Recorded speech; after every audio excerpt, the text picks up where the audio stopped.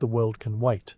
For now, just get comfortable, breathe deeply, and let some sleepy history wash over you.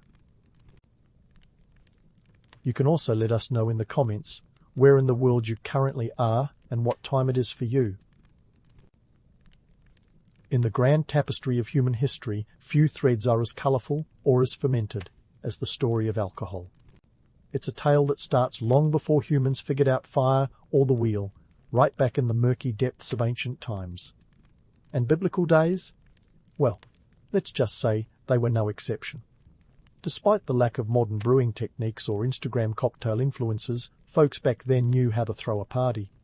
And by party, I mean they could get as sloshed as your average frat house on a Saturday night. But how did they do it?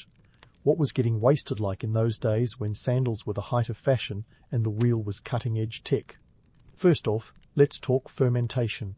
The process is about as old as civilization itself. Somewhere around 7000 BC, in what is modern-day China, people stumbled upon the delightful discovery that leaving fruit out to rot in the right way produced something more than just compost alcohol. Fast forward to biblical times, and fermentation was still the magic trick behind turning grapes into wine, a staple of the ancient Mediterranean diet. Imagine a world without refrigeration or chemical preservatives. Wine didn't just taste good, it was a way to make water drinkable. Oh, and it got you tipsy. Bonus. In those days, wine wasn't just a drink, it was a social lubricant, a cultural cornerstone, and a religious symbol all rolled into one. Ancient texts are full of references to wine, from Noah planting a vineyard right after the flood to Jesus turning water into wine at Cana. Talk about divine intervention. On the social front, wine was the centerpiece at banquets and celebrations. The Greeks might have had their symposiums, but even the Hebrews enjoyed a good feast with plenty of vino. And in a world where the average lifespan was about 35 years, who could blame them for wanting to enjoy a glass or two, or 10? Economically, wine was big business. In the ancient world, it was a luxury item, a commodity that could be traded across vast distances. The Phoenicians, those ancient mariners who ruled the Mediterranean before the Carthaginians got their act together, were experts at shipping wine all over the known world. They packed it in amphorae, those iconic clay jars, and sent it off on ships. A good amphora could hold about 39 litres of wine. That's roughly 52 bottles by today's standards. Now imagine that cargo hold, a floating cellar on the high seas. The costs? Well, the economy of ancient winemaking wasn't as straightforward as a trip to the local grocery store. The real currency of the ancient world was labour. You'd need a small army of workers to plant, tend, and harvest your vineyard. Then you'd have to crush the grapes, which was usually done by foot. Yes, that's right. The original grape stompers were not charming Italians in quaint villages, but rather ancient labourers ankle-deep in juicy pulp. But once they got that sweet nectar, it was worth its weight in, well, silver. In ancient Babylon, for instance, a quart of wine could cost you about a shekel. For context, a shekel back then was enough to buy about 2 kilos of barley, the staple grain. So, economically speaking, wine was the ancient equivalent of a Starbucks latte, a bit of a splurge but totally worth it for the experience. But let's not romanticize things too much. Ancient wine was not what you'd find at your local wine bar. It was often thick, gritty, and needed to be watered down before drinking. Some historians suggest they mixed it with seawater to enhance the taste. Yes, you heard that right, seawater. Apparently, drinking straight wine was considered barbaric, so diluting it was the classy move. But hey, when in Rome or Jerusalem. Of course, wine wasn't just about getting a buzz. It had its place in religious rituals too. The Hebrews saw it as a gift from God, a symbol of joy and blessing. It was used in offerings and celebrations, and the Psalms even call wine something that gladdens human hearts. On the flip side, biblical texts are also full of warnings about the dangers of overindulgence. Just ask Noah, who, according to Genesis, ended up a little too merry after hitting the wine post-flood. It's a biblical cautionary tale that reminds us that even the patriarchs knew how to party a little too hard. In this ancient world where fresh water wasn't always safe to drink, wine was a lifesaver. Literally, it had antiseptic properties which helped stave off disease.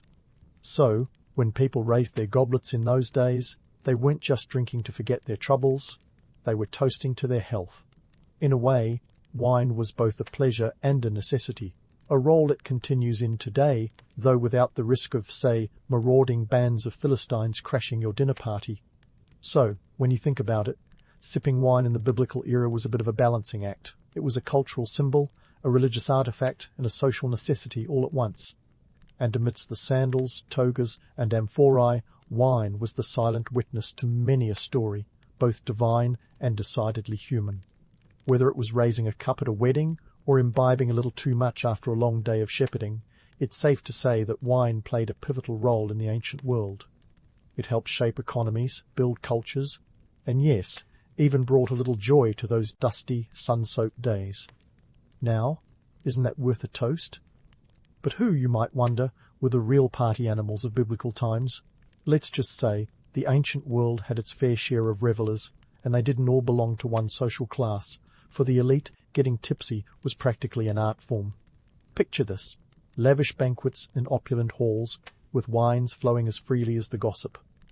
The wealthy showcased their status by throwing extravagant feasts, where the wine was as much a display of wealth as the jewels on their fingers.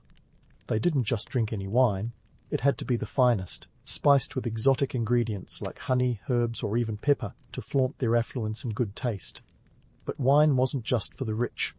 Even the average Joe, let's call him Yosef, was no stranger to the joys of a good vintage. Wine in biblical times was surprisingly democratic. Sure, the rich guzzled the good stuff, but the less affluent had their own ways of getting in on the action. In villages and towns, local taverns or their ancient equivalents were the social hubs where folks gathered to unwind. These ancient bars were more about camaraderie than class, and they served as a melting pot of society where a shepherd could share a drink with a merchant and maybe even swap some juicy market gossip along the way. Now, let's talk about the ladies. Women in biblical times often get unfairly sidelined in the narrative, but make no mistake, they played an essential role in the drinking culture. While it's true that in many societies women faced restrictions on alcohol consumption, this wasn't a universal rule. In some communities, women not only drank, but also participated in winemaking. Proverbs 31 praises the wife of noble character, who considers a field and buys it. Out of her earnings she plants a vineyard. These were not just passive consumers, but active participants in the social and economic fabric of winemaking. But let's not get carried away with the idealized image of women cheerfully stomping grapes in idyllic vineyards. The reality was often more complex. In some societies, women were expected to mind their P's and Q's when it came to alcohol, lest they end up like the infamous Queen Jezebel, who was likely more legend than lush but still serves as a cautionary tale about the dangers of women wielding power and, perhaps, wine. That said, the presence of women in these spaces was enough to ruffle some feathers, suggesting they were far from invisible in the ancient social scene. Speaking of social scenes, the biblical era had its own version of the modern party circuit, complete with drinking games. The Greeks, for instance, had the kotabos, a game where participants flung dregs of wine at targets while reclining on couches, a bit like ancient beer pong, but with more spillage and less plastic. It was a game of skill, luck, and probably a fair amount of drunken laughter, just like today's equivalents. And let's not forget the Romans, who were known for their bacchanalian festivals, where wine flowed like water, and inhibitions were tossed aside faster than you can say carpe diem. But why all this booze-fueled revelry? Simply put, life was hard, and people needed a way to let off steam. Wine provided a temporary escape from the daily grind of toiling in fields or crafting goods. It was a balm for the weary and a celebration of life's fleeting pleasures. In a world where famine, disease, and war were constant threats, who could blame them for wanting to dance a little, laugh a lot, and drink up? Of course, not everyone was enamored with the idea of getting plastered. There were plenty of ancient buzzkills who warned against the perils of overindulgence. Take the biblical book of Proverbs, which advises, "Do not gaze at wine when it is red, when it sparkles in the cup, when it goes down smoothly. In the end it bites like a snake and poisons like a viper." Clearly the ancients were well aware of the hangover's venomous sting. Yet the paradox of wine as both a source of joy and a potential downfall was a tension that ancient societies navigated with varying degrees of success. The Greek god Dionysus, the original party deity, embodied this duality, revered as a bringer of ecstasy and divine madness, yet also a cautionary figure of chaos and excess. In the end, The story of getting wasted in biblical times is one of contrasts and contradictions. It's about the earthy reality of everyday life and the heavenly aspirations of those who sought to transcend it, even if just for a night. Wine was both a social equalizer and a status symbol, a source of pleasure and a potential pitfall. It was a way to connect with the divine and, paradoxically, a means to escape the harshness of the human condition. As we raise our glasses today, perhaps we're not so different from those biblical revelers, seeking a moment of joy, a taste of the divine, or just a damn good story to tell. The more things change, the more they stay fermented. But hey, we've got a few more parts to explore, so let's not uncork all the tales just yet. Stay tuned for when we dive deeper into the economics of ancient booze and the sobering realities of what came after the party.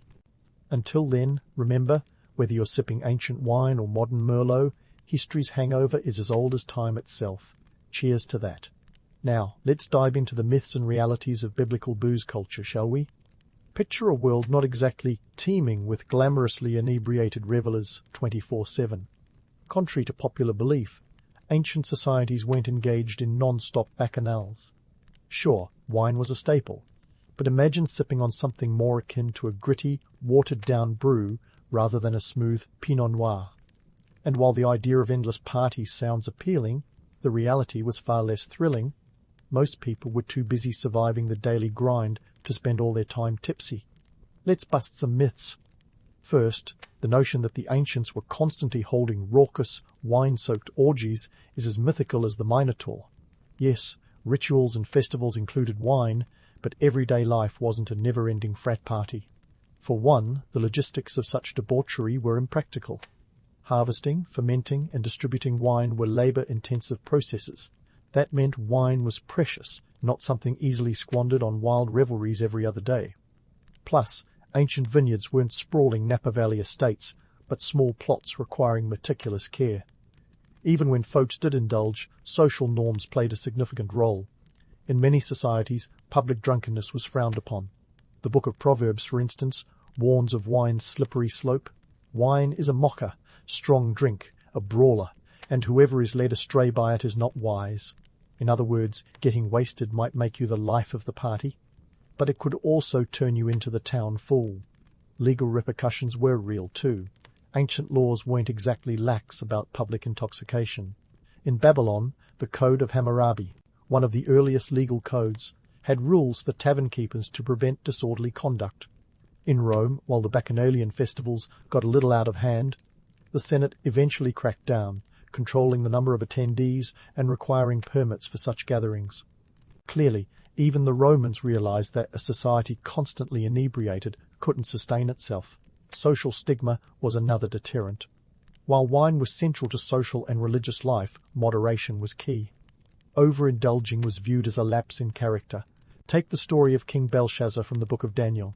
During a feast, he drank wine from sacred vessels and praised false gods, an act that led to his downfall. Talk about a party foul with cosmic consequences. Let's not forget the economic side. Wine wasn't cheap. The labor-intensive nature of winemaking meant that a good bottle, or amphora, to be precise, was a luxury. For the average Yosef or Miriam, splurging on wine wasn't a daily occurrence. The price of a quart of wine in Babylon could set you back a shekel, comparable to several kilos of barley. Unless you were rolling in shekels, you weren't likely to throw money away on a bender. So, what did excessive drinking really mean in the biblical era? It wasn't about throwing caution to the wind every weekend. Instead, it was about the occasional overindulgence during festivals or celebrations. Even then, the consequences were real. Hangovers may not have been chronicled in ancient texts, but we can assume the next morning was just as punishing back then as it is now. And let's not gloss over the potential social fallout. Too many goblets of wine could lead to loss of reputation, or worse, a stern talking to by the village elders. In essence, biblical drinking culture was a balancing act. Wine was revered, yet its misuse was a cautionary tale. It mirrors our modern dichotomy, a source of joy and connection when enjoyed responsibly, a pitfall when taken to excess. As we continue our historical exploration, remember that every toast, whether in ancient Jerusalem or your local bar, echoes with the lessons of the past. Stay tuned as we further unravel how this ancient nectar shaped economies, societies, and histories. Until then, let's raise a glass. Not too many, to the complex legacy of wine. Cheers to partaking wisely, then and now. Now, as we dive deeper into the heady world of biblical booze, let's zoom in on the political and religious intricacies that really spiced up the ancient drinking scene. The Israelites and their neighbours weren't just knocking back wine for the heck of it. Oh no, there were deeper layers to the story, like a well-aged vintage, complex and a bit mysterious. First off, let's talk about the Israelites. These folks had a pretty nuanced view of alcohol, shaped heavily by their religious beliefs. The Hebrew Bible is chock full of references to wine, but it's not all sunshine and vineyard frolics. Sure, wine was a symbol of joy and divine blessing, but there was a big emphasis on moderation. Proverbs 21 calls wine a mocker, warning that overindulgence leads to folly. This wasn't just religious rhetoric. It was woven into the legal and social fabric of the time. Drinking in moderation was almost a civic duty, a way to maintain personal and communal harmony. The religious texts didn't stop at warnings, though. They also laid out some pretty specific guidelines. Take the Nazarites, for example. These were individuals who took special vows to dedicate themselves to God, and one of the key rules was to abstain from wine and other fermented drinks.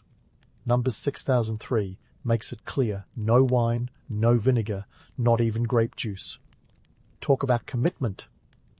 This abstinence wasn't just about personal piety, it was a public statement of religious devotion.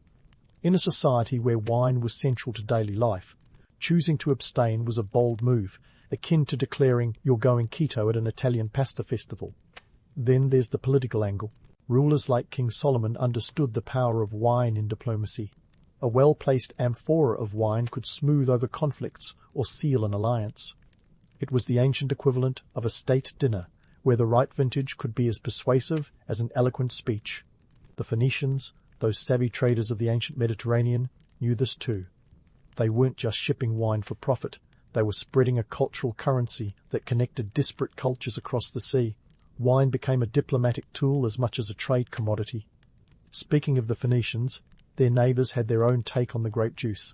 The Canaanites, for instance, worshipped a pantheon of gods who were often associated with fertility and agriculture, making wine a sacred offering. Baal, the storm god, and his consort Asherah were often appeased with libations of wine, ensuring the land remained fertile and the harvests bountiful. It was a cycle of giving and receiving, where wine functioned as a bridge between the divine and the mortal.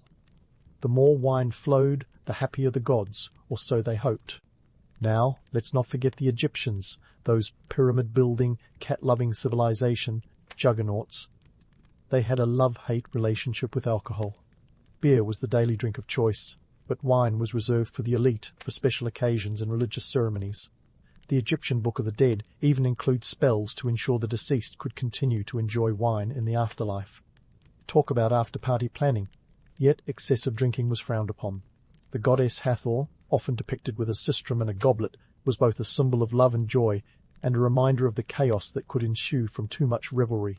Ancient laws also played a role in shaping drinking habits. The Code of Hammurabi, which we've mentioned before, wasn't just concerned with bar fights.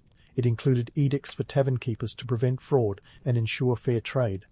Imagine a world where your local bartender had to abide by ancient Yelp reviews, with severe penalties for watering down drinks or shortchanging customers. These laws reflected a society that understood the economic importance of alcohol and the need for regulation to maintain public order.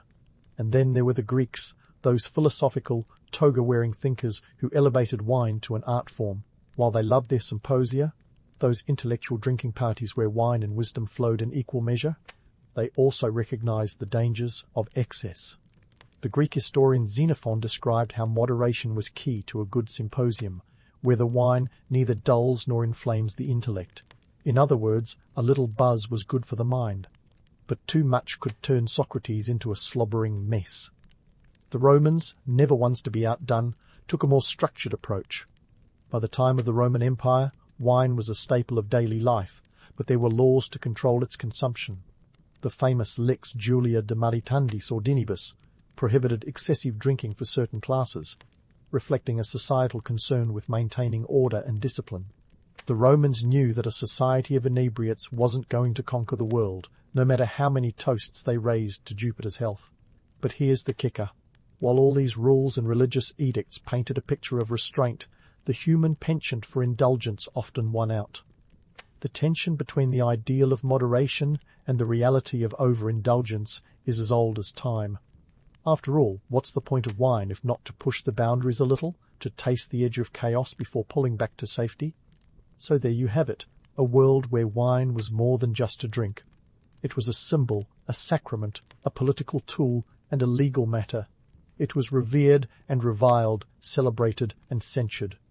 And while the ancients might have had their rules and rituals, they were, at the end of the day, very much like us, seeking joy, connection, and perhaps a little divine inspiration in a goblet of the good stuff. As we continue our historical journey, we'll delve into how these ancient practices influenced the economies and social structures of their time. So stay tuned, because the story of biblical boozing is far from over. There's still much to uncover about how this potent elixir-shaped world's long gone, and maybe, just maybe, how it still echoes in our own lives today.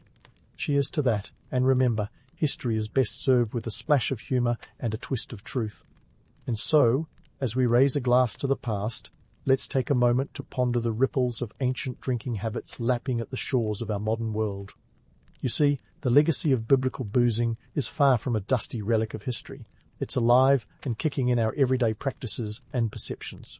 The ancient world might have been a patchwork of empires and eras, but their attitudes toward alcohol have a funny way of echoing through the corridors of time, straight into our Friday night happy hours. For starters, let's talk about moderation, a concept that both ancient and modern societies have wrestled with like a slippery eel. The ancients had a keen awareness of alcohol's dual nature. Remember those proverbs about wine being a mocker? It seems the ancients were already onto the fact that a little indulgence can slide into excess faster than you can say, bottoms up. Fast forward to today, and you'll find modern public health campaigns echoing these age-old warnings, albeit in snappier slogans. It's the same old song. Enjoy, but don't overdo it, lest you wake up with a hangover and a healthy dose of regret. Now, let's take a sip of the economics of the grape. Back in the day, wine wasn't just about getting a buzz, it was a commodity with clout, much like the crude oil of its time. The Phoenicians were the OPEC of their era, shipping wine across the Mediterranean in amphorae, which, fun fact, could hold about 39 litres each.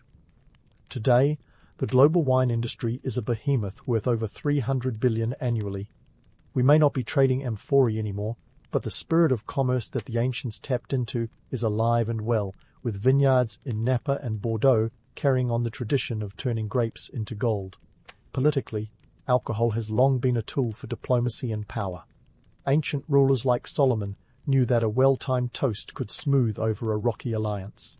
Cut to the modern world, where state dinners and diplomatic toasts remain a staple of high-level negotiations. The clink of glasses across conference tables is an age-old ritual that serves as both a gesture of goodwill and a strategic move, a nod to the fact that politics hasn't changed all that much since the days of amphorae and chariots. Religiously, the ancient tension between the sacred and the profane continues to resonate. Wine's role in religious ceremonies, think the Eucharist in Christianity or Kiddush in Judaism, has roots that delve deep into the past. The idea that wine is a gift from the divine, to be enjoyed responsibly, persists as a spiritual motif. Yet, the cautionary tales of excess and the moral preaching that comes with it also endure, a testament to humanity's perpetual struggle to balance indulgence with restraint. Socially, the democratic nature of wine consumption in biblical times, where even the average Yosef could partake, mirrors today's more inclusive drinking culture. Whether at a local tavern in the ancient world or a modern pub, the underlying social function remains: alcohol as a social equalizer, a means to foster connection and community. The ancient taverns, where shepherds and merchants swap tales over a goblet of wine, aren't so different from today's bars, where people from all walks of life come together to share a drink and a story. But let's not dress it up too much. The harsh reality is that alcohol, then as now, can be a double-edged sword. The ancients understood the potential for chaos, with myths and stories warning of its dangers. Modern society has its own cautionary tales, from the dark underbelly of addiction to the societal costs of overconsumption. The balance between celebration and caution is a tightrope we've been walking for millennia. As we wrap up this historical jaunt through the vineyards of time, it's clear that the story of biblical booze is as much about humanity's unchanging nature as it is about the fermented grape. The ancients have handed us a legacy that is both a celebration and a caution, a dance between indulgence and discipline. Whether we're clinking glasses in a bustling city or sipping wine under a quiet, starlit sky, we're part of a narrative that stretches back to the dawn of civilization. So, next time you pour yourself a glass of wine, consider the echoes of history swirling in your cup. Each sip is a connection to the past, a nod to the ancient revelers who toasted to life, love, and the occasional divine intervention. Remember, the more things ferment, the more they stay the same. Cheers to history, to humanity, and to the timeless art of raising a glass to both the legends and the realities that make life worth toasting. The sun is sneaking its golden fingers across the tangled mess of masts and sails at Boston Harbor, and as you, a colonial merchant, shuffle onto the bustling docks of 1692, you're struck by the sheer chaos of it all. It's an orchestra of yelling sailors, clanking chains, and the salty tang of the sea air mixing with the unmistakable, pungent aroma of fish. Ah, the familiar scent of commerce, welcome to your daily grind. Here, the harbour is the lifeline of colonial Boston, pumping in goods and spitting out exports like a massive wooden heart. Ships from the Old World and the Caribbean bob gently in the water, their hulls bulging with cargo that will fuel the economy. And your pockets. You might say this is where the magic happens, but it's more like organized bedlam. This is maritime trade, not a fairy tale. Your task today? Juggle logistics with the finesse of a circus performer, all while dodging the ever-present risk of shipwrecks, piracy, and the occasional bureaucratic nightmare. First on your list, the shipping schedules. It's 1692, and while you might dream of an Excel sheet, instead you rely on a hand-scribbled manifest. The Mary Ann is due to dock at noon from Barbados, laden with barrels of molasses. Sweet, sticky gold. It's priced at about 10 pence per gallon, and you know every merchant in Boston is itching to get their hands on it. Molasses, in fact, is the darling of the trade world. It's not just for sweetening your tea, though that's a nice perk. It's the key ingredient in rum. And rum, my friend, is practically currency. You're not just trading goods, you're trading liquid joy, social lubricant, and sometimes even a makeshift anesthetic. The demand for this syrupy substance spurs the infamous triangular trade, connecting you to a network that stretches from the Caribbean to Africa and back to the American colonies. Now, let's talk logistics. You've got to make sure the Mary Ann is unloaded efficiently because time is money. Every minute spent idle at the dock is a hit to your profits. You're coordinating with dock workers, known as wharfingers, who aren't exactly winning any awards for punctuality. Imagine herding cats, but these cats have a penchant for rum and cussing. But hey, it's your job to keep the gears turning. As you bark orders and scribble notes, you can't help but marvel at the sheer volume of trade. In 1692, Boston's population is around 7,000, but the goods flowing through the port make it feel like a bustling metropolis. Ships come in laden with everything from textiles and tools to spices and tea. Ah, tea, the infamous leaf that will one day cause a ruckus in a harbour not so different from this one. Right now, though, it's just a luxury item, fetching a hefty price that only the well-heeled can afford. Speaking of prices, let's talk numbers. A pound of tea can cost up to 6 shillings, a small fortune in a world where the average skilled worker makes about 2 shillings a day.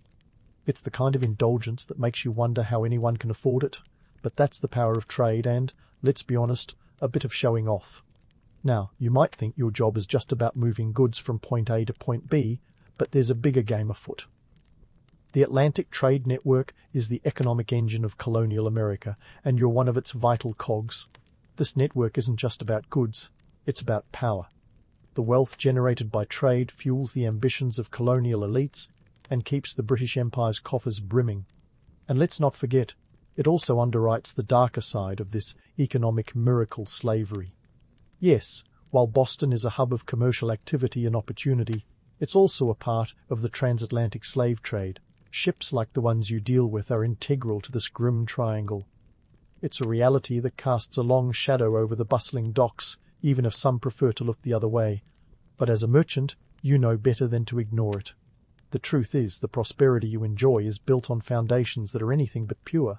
But before you drown in the moral quagmire, you've got more immediate concerns. The Sea Queen is arriving from London later today, carrying everything from wool and linen to the latest news from the old world. Information is as valuable as gold in these parts. You're eager to hear the latest gossip, the kind that could shake markets or topple reputations. And who knows, you might pick up a tip that turns a tidy profit. As the morning wears on, the docks are alive with activity.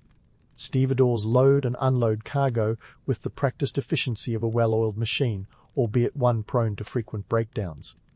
The constant chatter is a mix of English, Dutch, and the occasional French trade is nothing if not cosmopolitan. You overhear a heated debate about the latest tax levied by the Crown, a constant thorn in the side of colonial merchants. It seems King William III is never satisfied with the revenue from his colonies. The cost of doing business is always a balancing act.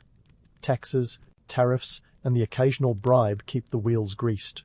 You're constantly weighing the cost of goods against potential profits, always one step ahead of the competition. It's a cutthroat world, where fortunes can be made or lost on the turn of a tide. By midday, the docks are a cacophony of sound and activity, and you're in the thick of it, navigating the seething mass of humanity with the agility of a seasoned pro. You've got deals to make, goods to move, and maybe, just maybe, a moment to catch your breath. It's all in a day's work for a colonial merchant in 692 Boston, and while it might not be glamorous, it sure beats farming. But there's no time to wax poetic about the bustling scene, my friend. It's time to dive into the murky waters of midday business deals. As a colonial merchant, you're part of a complex social dance that makes the latest TikTok trends look like child's play. First on your agenda? A rendezvous at the Green Dragon Tavern, the unofficial clubhouse for Boston's movers and shakers. Think of it as the 17th century equivalent of a LinkedIn networking event, but with more ale and fewer awkward emails. Walking into the tavern, you're greeted by a haze of tobacco smoke and the low hum of deal-making. Here, the true currency is conversation, and you've got to be as nimble with your words as you are with your ledger. You're meeting with Jonathan Belcher, a fellow merchant with a reputation for having fingers in more pies than a Thanksgiving dinner. Belcher is the kind of guy who knows everyone, or at least everyone worth knowing. Now, let's talk about the myth of the self-made man. It's a romantic notion that still tickles the imagination centuries later, but in colonial Boston, success is more about who you know than what you know. Sure, grit and determination play their part, but connections are the grease that keeps the wheels of commerce turning. The truth is, most merchants who made it big had more than a little help from their friends or their friends' friends' cousins. And so, over a tankard of ale, you and Belcher begin the intricate dance of negotiation. You're discussing a joint venture to import English textiles, a commodity as hot in Boston as designer sneakers in today's world. The catch? Navigating the infamous Navigation Acts, those pesky laws that restrict colonial trade to benefit the motherland. Instituted in 1651 and amended numerous times, these acts are designed to keep the colonies as cash cows for the British Empire. They require goods to be transported on English ships, and often slap on hefty tariffs, making your life just that little bit more complicated. The Navigation Acts are like that annoying gym membership you can't cancel, always lurking in the background, quietly draining your resources. But as a savvy merchant, you've learned to play the game. Smuggling is practically a rite of passage, and the art of creative accounting is alive and well in 692. You're not just moving goods, you're dodging bureaucratic bullets, bending the rules without quite breaking them. It's a high-stakes game of cat and mouse, where the prize is profit and the penalty could be a hefty fine or worse. As the ale flows, so do the stories.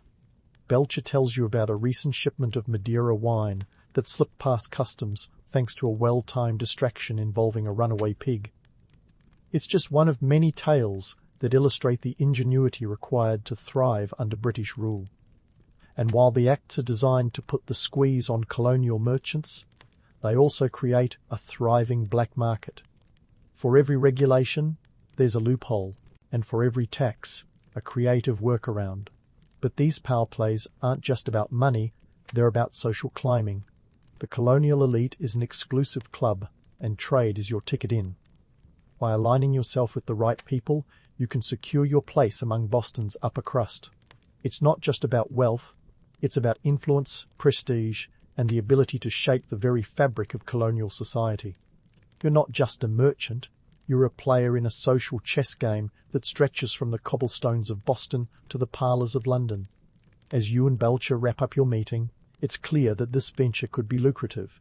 If you can navigate the murky waters of colonial politics, there's a delicate balance to strike between profit and legality, and you're determined to tip the scales in your favour.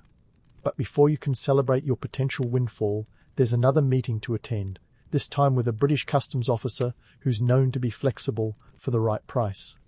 This brings us to another myth, the notion that colonial merchants were all law-abiding citizens, pillars of the community who played by the rules. In reality, the line between legal and illegal is often as thin as a piece of parchment. Bribes, kickbacks, and under-the-table deals are as much a part of your world as ledgers and manifests. It's a delicate dance, where one wrong step could send you tumbling into hot water faster than a lobster at a clambake. As you leave the tavern, the sun is still high, casting long shadows on the cobblestones. The day is far from over, and there are more deals to be made, more connections to nurture. Each handshake is a thread in the intricate tapestry of colonial commerce, and with every agreement, you're weaving yourself more firmly into the fabric of Boston's mercantile community. Next on your list is a stop at the home of Elias Haskett Darby, another merchant with a finger on the pulse of the Atlantic trade. Darby's house is a testament to the fruits of successful networking, complete with imported marble and a wine cellar that could rival the Crown's. As you step through the door, you're reminded that in this world, appearances matter. Your reputation is as much a currency as the coins jingling in your pocket, and maintaining it requires as much skill as any business deal. Darby is in the midst of planning a shipment bound for the West Indies, and is looking for partners to share the risk and the reward. The conversation turns to the political climate, always a hot topic among merchants who live and die by the whim of royal decrees. King William's War is raging, and while it poses a threat to shipping routes, it also opens new opportunities for those willing to take the gamble. War, after all, is good for business, if you know where to look. As you and Darby discuss the logistics of the upcoming voyage, it becomes clear that success is as much about timing as it is about skill. The Atlantic is a fickle mistress, and predicting its moods is as much art as science. You're not just merchants, you're gamblers, betting against the odds and hoping to come out on top. It's a risky business, but the potential rewards are worth the sleepless nights and the constant churn of anxiety. By the time you leave Darby's, the afternoon light is beginning to fade, and you're reminded that in this world, time is as precious as any cargo. The day is slipping away, and with it, the opportunities that could make or break your fortunes. But as you make your way back to the docks, there's a sense of satisfaction in knowing that you're part of something bigger, a network of trade and influence that stretches across the ocean and back. As you navigate the crowded streets, you pass the homes of Boston's elite. Their grand facades are testament to the power of commerce. It's a world where fortunes are made and lost, where the stakes are high and the rewards even higher. And while the path to success is fraught with challenges, it's also paved with opportunities for those bold enough to seize them. The day isn't over yet, but for now, you've managed to hold your own in the cutthroat world of colonial trade. You've made the deals, shaken the hands, and plotted the next moves in the ongoing game of mercantile chess. And as the sun dips below the horizon, casting a warm glow over the harbour, you can't help but feel a sense of accomplishment. It's all part of the life of a colonial merchant, navigating the choppy waters of commerce and politics in the heart of 17th century Boston. And while it might not be glamorous, it's undeniably thrilling, an adventure that's far from over. As you navigate the bustling streets of Boston, the afternoon sun casting long shadows over cobblestones, you're reminded that, as a colonial merchant, your life is a delicate balancing act. Sure, you've got the thrill of the trade, but now it's time to tackle the other side of your existence, family life, where the stakes are just as high, if not higher. Let's dive into the world of domestic responsibilities, where societal expectations are as rigid as a Puritan sermon. In 1692, your role as a husband and father isn't just about warm family dinners and strolls by the Charles River. It's a calculated game of economics and social standing. Marriages here are less about love and more about alliances. Think corporate mergers with petticoats and powdered wigs. You're expected to ensure your family's financial security, and that often means marrying into money or land. It's Downton Abbey with more horse manure and fewer afternoon teas. Your day doesn't end when the docks quiet down. No, sir. As you step into your home, you're greeted by the kind of chaos only a bustling household can provide. The average family size in colonial Boston is about 7 to 8 children, enough to field a baseball team with a couple of subs. That's quite the lineup, and a testament to the era's approach to go big or go home, and let's be honest, it's also about hedging bets against the high child mortality rates. It's a grim reality that shapes family life, where each child is both a joy and an economic consideration. While you might be the face of the family business, your wife is the powerhouse behind the scenes. She's not just managing the household, she's the CFO of your domestic empire, juggling the books, managing servants, and taking care of the children. Her role is as critical as yours, even if society doesn't always acknowledge it. In fact, her contribution is the unsung hero of your success story. Without her keeping the home fires burning, you'd be drowning in a sea of unwashed linens and hungry mouths. Speaking of economics at home, let's talk about the real cost of running a household. You're looking at annual expenses that could range from 20 to 50, depending on your social standing. It's a sum that keeps you hustling at the docks, ensuring there's always food on the table and a roof over your head. The dinner menu might feature hearty staples like cornmeal, pork and beans, but luxury items like sugar and spices are reserved for special occasions. After all, a pound of sugar costs the modern equivalent of a small fortune, so you sprinkle it like gold dust. Then there's the education of your children, another financial juggling act. Formal schooling isn't mandatory, but it's highly valued, especially if you want your offspring to climb the social ladder. The Boston Latin School, established in 1635, is the pinnacle of academic achievement, and sending your son there is both a privilege and a burden on your purse strings. Tuition fees could run up to $4 a year, a significant investment in an era where every penny counts. But let's not forget the societal pressures that weigh on your shoulders.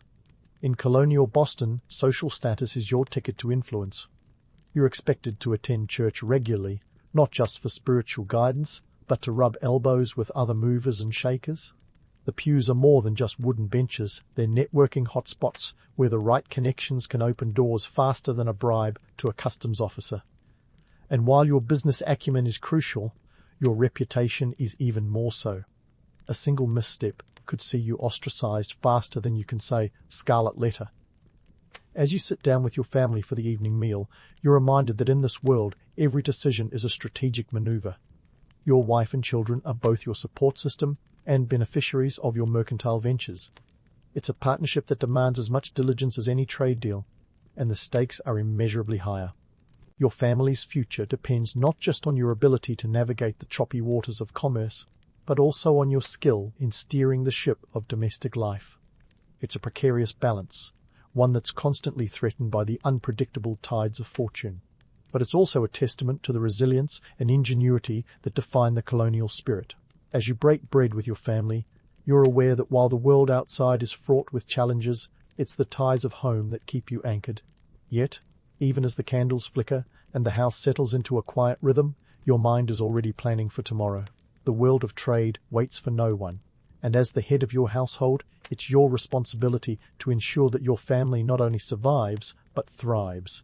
And while the path ahead is riddled with obstacles, it's also paved with opportunities for those bold enough to seize them. As the evening fades into night, you reflect on the intricate dance of business and family life, a performance that requires equal parts cunning and compassion. It's a constant balancing act, where the rewards are as rich as the risks are daunting. But as you tuck your children into bed and steal a moment with your wife, you're reminded that, in this world, family is both your greatest asset and your most profound motivation. And so, with the moon casting its silvery glow over the cobblestones outside, you retire for the night, knowing that tomorrow brings another chance to navigate the intricate tapestry of colonial life. In this world of commerce and community, you're not just a merchant, you're a master of the art of living, weaving your way through the complexities of 17th century Boston with all the skill of a seasoned trader. and while the journey is far from over, it's one you wouldn't trade for all the tea in China. As the night settles over Boston, a cloak of darkness drapes itself over the bustling harbour, shrouding the day's chaotic symphony in a serene hush. But as you rest your weary bones, let's peel back the curtain on the less savoury aspects of the colonial economy, those murky waters of human exploitation that keep the economic ship afloat. Now, let's not kid ourselves. The 17th century colonial economy is no bedtime story. It's more of a grim fairy tale where the villain isn't hiding in the shadows, it's hiding in plain sight. You, dear merchant, are part of a system where success rides on the backs of others, quite literally. The prosperity that seems so golden in the daylight is tarnished by the harsh truths of slavery and indentured servitude. Picture this: Boston, 1692. With a population hovering around 7,000, the city is a microcosm of the greater Atlantic world, complete with all its contradictions and complexities. While the Puritans preach about the virtues of hard work and piety, the docks whisper tales of human cargo and desperate labourers. Slavery, often sanitized in history books, is very much a part of this world, casting a long shadow over the cobblestone streets. Let's break it down. By the late 17th century, Massachusetts has a small but significant number of enslaved people, predominantly of African descent. Estimates suggest that in 1690 there are about 300 enslaved individuals in the colony, a number that grows steadily as the century progresses. While Boston's merchants might not be as deeply entrenched in the slave trade as their counterparts in the Caribbean, they aren't exactly innocent bystanders. After all, who do you think supplies the goods that keep the triangular trade turning? That's right, it's you and your fellow merchants, wheeling and dealing in a system that prioritizes profit over people. But if we're talking about labour systems, we can't leave out indentured servitude, the less sinister cousin of slavery, or so the story goes. Picture indentured servants as the colonial equivalent of today's interns, but with a hell of a lot more at stake. In exchange for passage to the New World, these individuals sign contracts binding them to work for a set number of years, typically between 4 to 7. Once their term is up, they're free, but the journey there is anything but easy. Now, you might be thinking, indentured servitude sounds like a fair deal, right? Well, hold your horses. The reality is more complicated. Many indentured servants find themselves trapped in a cycle of debt and exploitation, working long hours under harsh conditions with little hope of seeing the end of their contracts. Their labour is essential to the booming colonial economy, yet their lives are marked by uncertainty and hardship. Here's a kicker: even after serving their time, many indentured servants face a harsh reality. They're often left with little more than the clothes on their backs and a meagre freedom dues, a small sum of money or land that barely scratches the surface of what they need to start anew. It's a raw deal, no matter how you slice it, and one that leaves many former servants struggling to find their footing in a world that promises freedom but rarely delivers it. And let's not gloss over the moral implications of these labour systems. For merchants like you, the ethical dilemmas are as thick as the fog rolling in from the harbour. On the one hand, the economic benefits of cheap labour are undeniable.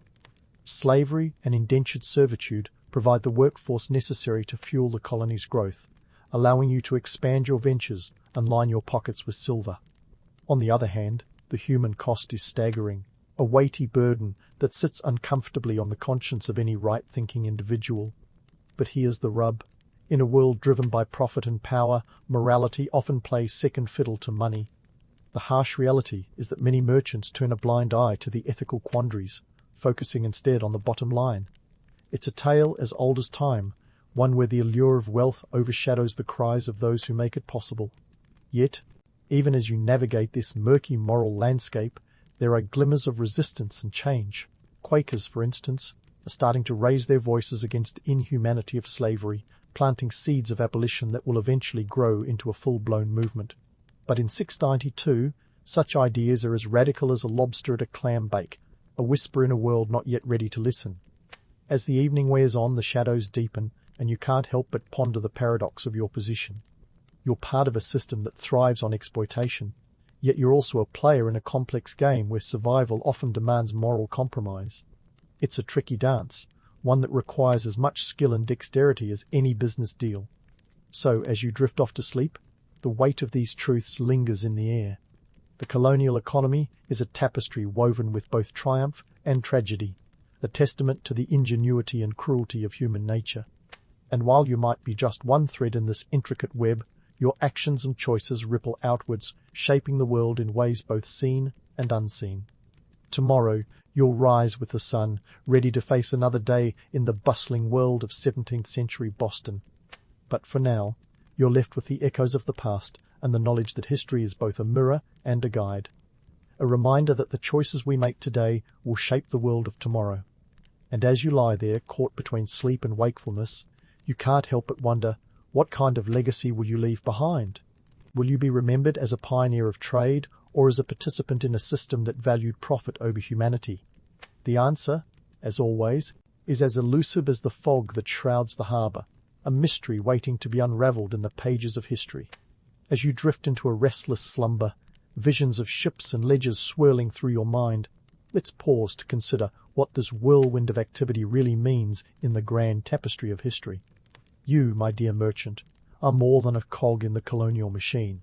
You're a catalyst in the alchemical process that will eventually transform these colonies into a nation. But before we get ahead of ourselves with visions of red, white and blue, let's break down the chemistry of your daily grind and its role in shaping an American identity. In the hazy dawn of this new world, your mercantile endeavours are sowing the seeds of something much bigger than the sum of its parts. The colonial economy, with its bustling ports and tangled trade routes, is laying the foundation for a distinctly American sense of self. It's through commerce that colonies like Massachusetts begin to flex their muscles, asserting a degree of autonomy that doesn't sit too well with the folks back in London. And you, with your nimble navigation of trade and politics, are at the heart of this quiet revolution. Let's talk numbers, because the colonial economy has a way of speaking volumes through its ledgers. By the late 17th century, Boston is a bustling hub with a population that's grown to about 7,000 souls, a respectable size for a colonial town. Your daily dealings, be they in molasses, textiles, or that ever-popular Madeira wine, are part of a vibrant economy that's growing at a clip of around 3% annually. Compare that to the sluggish growth of the British economy, and you start to see why your home turf might be feeling its oats. But here's the kicker. It's not just about the money. Oh, no. It's about a burgeoning sense of identity, an awareness that maybe, just maybe, these colonies could stand on their own 2 feet. Your business dealings are more than transactions. They're acts of quiet rebellion, subtle declarations that the colonists are capable of running their own show. The Navigation Acts and other British-imposed restrictions are like the overbearing mother-in-law of colonial commerce, constantly meddling and poking their noses where they don't belong. Yet, with every crate of contraband tea and every creatively accounted-for shipment, you're chipping away at the chains of dependence. And here's where things get spicy. This economic independence is the tinderbox that will eventually ignite into full-blown revolution. Your generation of merchants is laying the groundwork for what will become a fierce desire for self-governance. By the time the 18th century rolls around, these seeds of discontent will have taken root, nourished by the frustrations of taxation without representation and the heavy-handedness of British policy. It's like a slow-cooking stew, simmering away beneath the surface, just waiting for the right moment to boil over. But let's not forget the social dynamics at play. Your role as a merchant isn't just about dollars and cents, it's about connections and influence. In a society where class lines are both rigid and permeable, trade is one of the few avenues for upward mobility. As you rub elbows with the likes of Jonathan Belcher and Elias Haskett Derby, you're not just securing your financial future, you're forging a social network that will become the backbone of colonial resistance. The taverns where you conduct your deals are the crucibles of revolution, where ideas are exchanged as freely as coin, and where the concept of an American identity is slowly brewed. Now, let's debunk a popular myth, the notion that the revolution was an overnight sensation, sparked by a handful of fiery speeches and a well-timed tea party. In reality, it's a slow burn, a gradual awakening to the possibilities of self-determination. Your daily grind, with its intricate dance of commerce and cunning, is part of this larger narrative, a story of a people learning to stand tall and assert their place in the world. And as you close your eyes, lulled by the distant sounds of the harbour, consider the legacy you're leaving behind. You're part of a generation that's quietly rewriting the rules, inching towards a future where the colonies will no longer be mere appendages of the British Empire. It's a journey fraught with challenges, but one that's driven by a relentless pursuit of autonomy and identity. In the end, your life as a colonial merchant is more than just a series of transactions. It's a testament to the power of trade as a force for change, a reminder that even the smallest actions can have far-reaching consequences. As the fog rolls in over Boston Harbor, shrouding the city in a soft, silvery glow, you're left with the knowledge that you're part of something bigger, a movement that will shape the course of history and redefine what it means to be American. So, sleep well, dear merchant. Tomorrow is another day, another opportunity to navigate the complex waters of commerce and politics. But for now, rest easy in the knowledge that your toil and tenacity are helping to forge a future where freedom and prosperity go hand in hand. And as history unfolds, you can take comfort in knowing that your legacy will endure, a testament to the enduring spirit of innovation and resilience that defines the American experience. In ancient Greece, having a pot was about as essential as owning a smartphone today. We're talking about a civilization where pottery wasn't just a household staple, it was practically a lifestyle.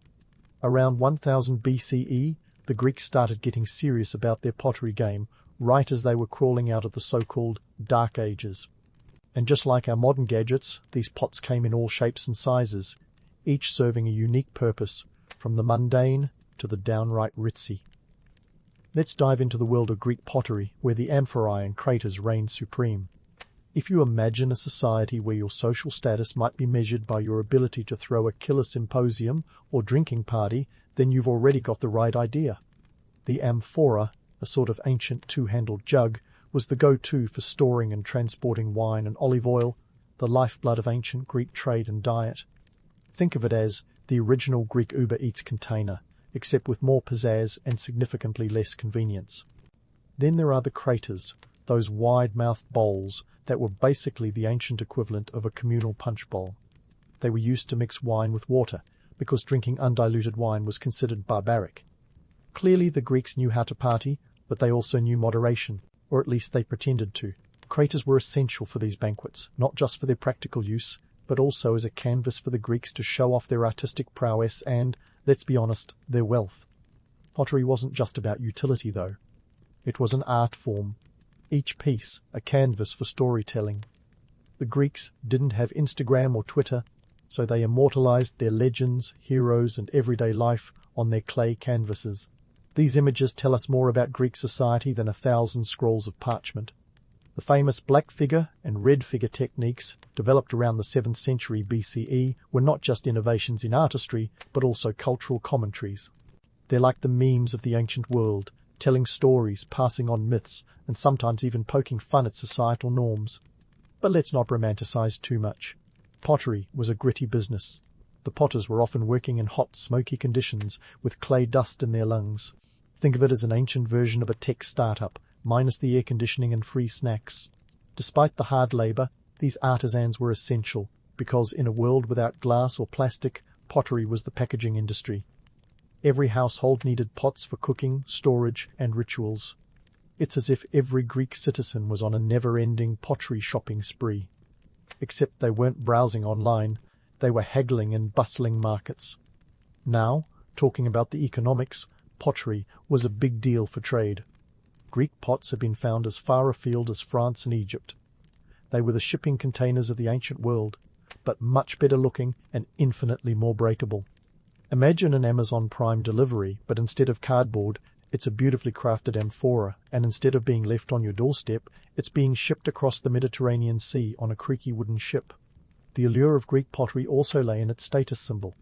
Owning a finely crafted pot or vase was akin to sporting the latest designer handbag today. It said, "I've got taste, and yes, I can afford this." The wealthy would commission custom pieces, sometimes even with their own likenesses or family crests, turning their pottery into personal brand statements.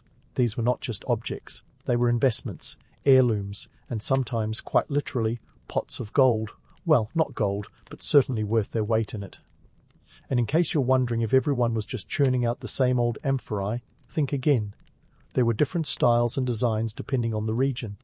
Corinthian pottery was distinct from Athenian, much like how New York pizza is not the same as Chicago deep dish. Each city-state had its own aesthetic, techniques, and favorite motifs. The competition was fierce, and just like today's tech giants, they were always innovating, trying to outdo each other in creativity and craftsmanship. So, let's give a nod to those ancient artisans who worked tirelessly to create these masterpieces. Their legacy is not just the pots themselves, but the window they provide into a world long gone. From the everyday scenes of life in Athens to the epic tales of heroes and gods, Greek pottery is a testament to human creativity and a reminder that even in the ancient world, everyone wanted to leave their mark. As we tip our hats to those ancient artisans, let's pivot to the gritty details of the Greek pottery economy, a world where a potter was less a celebrated artist and more like an overworked cog in the economic machine. You see, despite their crucial role in society, potters were not exactly living the high life. Picture them sweating over kilns in cramped workshops, their hands caked in clay, rather than lounging in togas at luxurious banquets. The economics of pottery was a game of supply and demand, with a twist of ancient sweat equity. Creating a single pot was no small feat. First, you needed quality clay, and not just any old dirt would do. The best stuff came from specific regions like Attica, renowned for its rich red clay. Once sourced, the clay had to be meticulously prepared, kneaded, wetted, and wedged to perfection. This was before the magic of pottery wheels and kilns came into play. The whole process was labor-intensive and time-consuming, often taking days or even weeks from start to finish. Now, let's talk moula, or rather drachmas. In economic terms, a basic pot could cost around 1 drachma, which was roughly the daily wage for a skilled worker. But that's just for the plain Janes of the pottery world. Fancy, custom-painted amphorae, or craters, could run you several drachmas, the equivalent of a nice night out or a small herd of goats. Yet despite the effort and skill involved, potters themselves often earned a pittance. They were more akin to your friendly neighborhood barista than a master chef, essential but underappreciated. Potters worked in small workshops, often family-run, where every member chipped in, literally. The head potter would design and craft while apprentices and labourers handled the less glamorous tasks. These workshops were buzzing hives of activity, churning out pots like an ancient production line. But unlike today's factory workers, these artisans had to balance craftsmanship with speed, as the market was competitive and dictated by trends. If your style fell out of favour, you were yesterday's news faster than you could say black figure crater. Yet, even with the odds stacked against them, potters were indispensable. Without them, the Greek economy would have floundered like a fish out of water. Pottery was not just about storage and transport, it was a cornerstone of trade. Greek pots were the ancient world's version of viral TikToks, ubiquitous, hard to ignore, and found in every corner of the Mediterranean. From bustling Athens to the vibrant markets of Alexandria and beyond, these clay creations were shipped off to far-flung destinations, spreading Greek culture and aesthetics like wildfire. The trade routes themselves were sprawling networks, weaving through the Aegean Sea, crossing into the eastern Mediterranean, and creeping along the shores of North Africa and southern Europe. These routes weren't just highways for goods. They were conduits for ideas, art styles, and cultural exchange. Greek pottery was a hot commodity, with its allure rooted not only in its utility, but its exoticism and craftsmanship. Every amphora that landed in a foreign port was a little piece of Greece, telling tales of myth and marvel to anyone who would listen, or, more accurately, look. Of course, with popularity came imitation. Local potters across the Mediterranean began to copy Greek styles, leading to a blend of artistic influences. This cross-pollination of ideas wasn't just a testament to the Greeks' influence, it was a reminder that even ancient economies thrived on innovation and adaptation. Still, nothing beat the original. Genuine Greek pottery was a status symbol, a mark of sophistication and wealth, much like owning an original Van Gogh as opposed to a mass-produced print. Despite their international fame, the potters themselves remained largely anonymous. Few left behind anything more than their work, which speaks volumes about their talent but little about their personal lives. They were the unsung heroes of their time, crafting the vessels that carried not just goods, but the very essence of their culture across the seas. In a way, they were the silent storytellers of their age, their narratives etched into clay for future generations to decipher. Yet, for all the romanticism, let's not forget the harsh reality. The life of a potter was tough, their world dictated by the whims of market forces and the fickle nature of fashion. They weren't the captains of industry or the philosophers of their day. They were craftsmen, artisans and tradespeople, doing what they had to do to get by in a world that valued their work more than their well-being. So, next time you admire a piece of ancient Greek pottery, remember the hands that shaped it. Those pots are more than just artifacts. They're the legacy of countless, nameless artisans whose work helped build the ancient economy, one clay vessel at a time. And as we continue to explore this intricate world, we'll uncover more about the lives, struggles, and triumphs of these remarkable craftspeople, whose contributions were as vital as they were undervalued. Stay tuned, because the story of Greek pottery is far from over. There's more to unravel, more myths to bust, and more history to explore. And speaking of unraveling, let's dive into the artistry behind Greek pottery, where clay met creativity in a spectacular showdown that left us with cultural treasures. Now, when you think of Greek pottery, you probably picture those iconic black figure and red figure styles. These weren't just random artistic whims, they were the defining aesthetics of their time, much like the difference between 80s neon and 90s grunge. Let's hit the rewind button to around the 7th century BCE. The black figure technique was all the rage, and it's not hard to see why. Artisans would paint figures in a slip that turned black during firing, leaving the background in the natural red colour of the clay. It's a bit like reverse colouring, and it required precision and patience. Imagine trying to paint a detailed silhouette while knowing that one slip of the brush could turn Hercules into a blob. Yet, these potters nailed it, literally and figuratively, with scenes of epic battles, mythological creatures, and athletes that leaped off the clay and into the viewer's imagination. As time marched on, around 530 BCE, the red figure technique emerged, flipping the script. Here, the background was painted black, and the figures were left in the red of the clay, allowing for greater detail and a more naturalistic representation. This was the high-definition upgrade of ancient times, giving artists the ability to add expressive details, like the folds of a garment or the intensity in a warrior's eyes. It's like going from 8-bit graphics to a fully rendered 3D model. The flexibility of the red figure technique allowed for an artistic evolution that brought more emotion and movement to the scenes depicted, a clear sign that Greek society was hungry for more than just static imagery. Now, let's talk about the Exarchaios of the pottery world. Who's Exarchaios, you ask? Only one of the most renowned potters and painters of ancient Greece. He was the Michelangelo of his time, minus the Sistine Chapel, but with a lot more clay. Exarchaios was a master of the black figure style, and is credited with some of the most iconic pieces of Greek pottery that have survived to this day. His works featured detailed and dramatic scenes, like the famous depiction of Achilles and Ajax playing a game, a snapshot of calm before the storm of the Trojan War. But Exarchaios wasn't just about mythological drama, he was a trendsetter. His signature style was so well regarded that it inspired generations of potters, much like how modern designers might aspire to emulate the likes of Coco Chanel or Yves Saint Laurent. His ability to capture both grandeur and intimacy in clay was unparalleled, making his pieces highly sought after. And unlike the image of the tortured, starving artist, Exarchaios was more like a savvy Etsy seller, knowing his worth and charging accordingly. He understood that art was not just about expression, it was also about economics.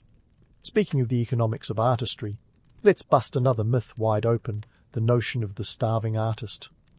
While we might picture ancient Greek potters as toiling away in obscurity, reality was a bit more nuanced. Sure, not every potter was raking in drachmas like Exarchaios, but the successful ones were far from destitute. They were craftsmen as much as they were artists, running workshops that were the ancient equivalent of small businesses. They had apprentices, employees, and suppliers. They negotiated prices, secured commissions, and knew the power of a well-placed amphora in the right symposium. In fact, pottery was one of the few art forms where an artisan could achieve both recognition and financial stability. Unlike sculptors or painters who often relied on wealthy patrons, potters catered to a broader market. Everyone needed pots, from the humblest peasant to the richest aristocrat. It was a business with a built-in customer base, and the more skilled you were, the more you could charge. This was ancient capitalism at its finest, where talent met opportunity and clay became currency. Economically speaking, a well-crafted amphora or crater could fetch a pretty penny, several drachmas to be exact. And while that might not sound like a fortune, it was a decent wage for the time, especially when multiplied by the number of pieces a workshop could produce. The secret sauce was in balancing quality with quantity, a tricky dance that required both artistic skill and business acumen. It's a bit like crafting the perfect viral content today. You needed to know what would resonate with your audience and deliver it with flair. But let's not get carried away with visions of potters living in luxury. The reality was that most were working-class artisans, respected for their craft but rarely celebrated as individuals. Their anonymity was partly due to the collaborative nature of their work. A single piece of pottery might pass through many hands, from the potter who shaped it, to the painter who decorated it, to the kiln operator who fired it. It was a team effort, and while the workshop might carry a specific style or reputation, individual credit was often hard to come by. This brings us to a fascinating aspect of Greek pottery, the signature. Some potters signed their work, either out of pride, as a guarantee of quality, or as a form of ancient branding. These signatures are rare, and when found, they're like finding a golden ticket in a sea of chocolate bars. They offer a glimpse into the lives of these artisans, hinting at their ambitions and their desire to be remembered. It's a testament to the human need for recognition, a desire that transcends time and culture. As we continue to peel back the layers of Greek pottery, it's clear that these pieces were more than just functional items. They were reflections of a society that valued beauty, utility, and storytelling. Each pot tells a story, not just of the myths and legends depicted, but of the people who made them, used them, and cherished them. They are silent witnesses to an ancient world, each one a snapshot of the creativity and complexity of human history. So, while we might romanticize the past with visions of potters as lone geniuses struggling for their art, the truth is far more pragmatic. These artisans were entrepreneurs, navigating the challenges of their time with skill and savvy. They were the unsung heroes of Greek culture, shaping not just clay, but the very fabric of their society. As we wrap up this chapter, remember that the story of Greek pottery is still unfolding, with more myths to debunk and more tales to tell. Stay tuned as we continue this journey into the heart of ancient artistry and economics. As we move forward, let's dig into the political and social tapestry that Greek pottery helped weave. These weren't just pots. They were ancient propaganda tools and storytellers, as essential to Greek society as Twitter feeds are to modern politics, though with significantly fewer trolls and more gods. First, let's tackle the propaganda angle. Greek city-states were competitive powerhouses, frequently at war, or at least in a state of rivalry with one another. Each wanted to flex its cultural and military muscles, and what better medium than pottery to do just that? These vessels became canvases for celebrating victories, immortalizing heroes, and, let's be real, showing off a bit. Imagine your city winning a battle, and the next thing you know, the local potters are crafting amphorae depicting your warriors as the ancient version of Marvel superheroes. The pots would then be shipped far and wide, spreading tales of glory and might like ancient PR campaigns. Take the iconic Panathenaic amphorae, for instance. These were large storage jars, given as prizes in the Panathenaic Games, Athens' answer to the Olympics, and they were adorned with scenes of athletic prowess and images of Athena, the city's patron goddess. The amphorae were both trophies and advertisements, shouting, "Look at us! We have the best athletes and the wisdom of Athena on our side." It was a clever way to boost civic pride while simultaneously intimidating rivals. Picture a modern major city emblazoning its championship wins on every billboard and bus. Same energy, different millennium. But pottery wasn't just about external messaging. It played a crucial role in internal storytelling too. Mythology was the Netflix of ancient Greece, with its gripping tales of gods, heroes, and epic quests. These stories weren't just for entertainment, they were foundational to Greek identity and values. Pottery became the medium through which these stories were visually narrated, much like illustrated books for the illiterate masses. Scenes from the Iliad or the Odyssey were popular, capturing moments of valor or the whims of deities, and these images were plastered on everything from craters to kylixes, essentially making Greek pottery the comic books of their day. While these mythological depictions were undeniably cool, they served a deeper purpose, reinforcing societal norms and values. For instance, a vase showing Achilles in battle wasn't just about the thrill of combat, it was a reminder of bravery, honor, and the consequences of hubris. These stories were morality plays, teaching lessons and shaping the cultural ethos. So, next time you see a pot with Heracles wrestling a lion, remember it's not just about muscles and monsters, it's about the virtues of strength and courage. Now, we can't talk about Greek pottery without acknowledging its candid portrayal of everyday life. These vessels were Instagram before Instagram, capturing the mundane and the magnificent. You could find scenes of symposia, where wealthy men reclined on couches discussing philosophy or politics over diluted wine, or images of women weaving, children playing, and farmers harvesting. These snapshots offer historians invaluable insights into daily Greek life, painting a picture that's as vivid as it is informative. However, let's not entirely buy into the romantic notion of an idyllic past. While these images provide a window into ancient life, they often gloss over the grimmer realities. For instance, scenes of symposia might depict men engaging in intellectual debates, but they conveniently omit the fact that these were exclusive boys' clubs, with women and slaves relegated to the background or absent altogether. And those charming images of domestic bliss? They often ignore the hard labor and societal constraints faced by women, who are expected to manage households while remaining largely invisible in public life. Greek pottery also played a role in religious and funerary practices, serving as both offerings to the gods and as grave markers for the deceased. The lekithos, a type of oil flask, was particularly associated with funerary rites, often depicting somber scenes of farewell and the underworld. These vessels were poignant reminders of mortality, offering a glimpse into how the Greeks viewed death, not as an end, but as a transition to another realm.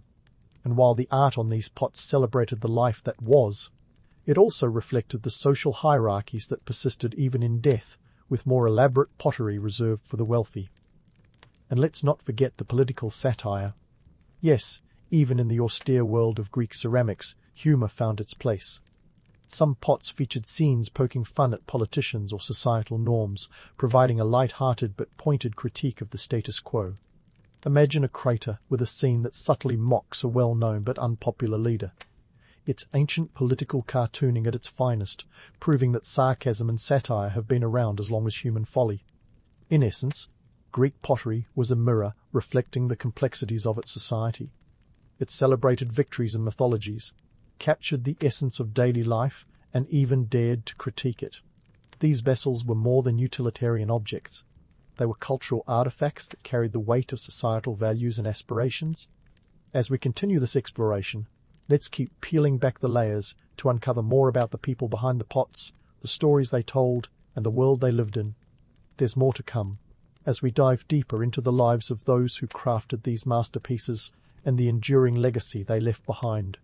Stay tuned for the next chapter in the saga of Greek pottery, where we'll unravel even more myths and delve further into the heart of this ancient art form.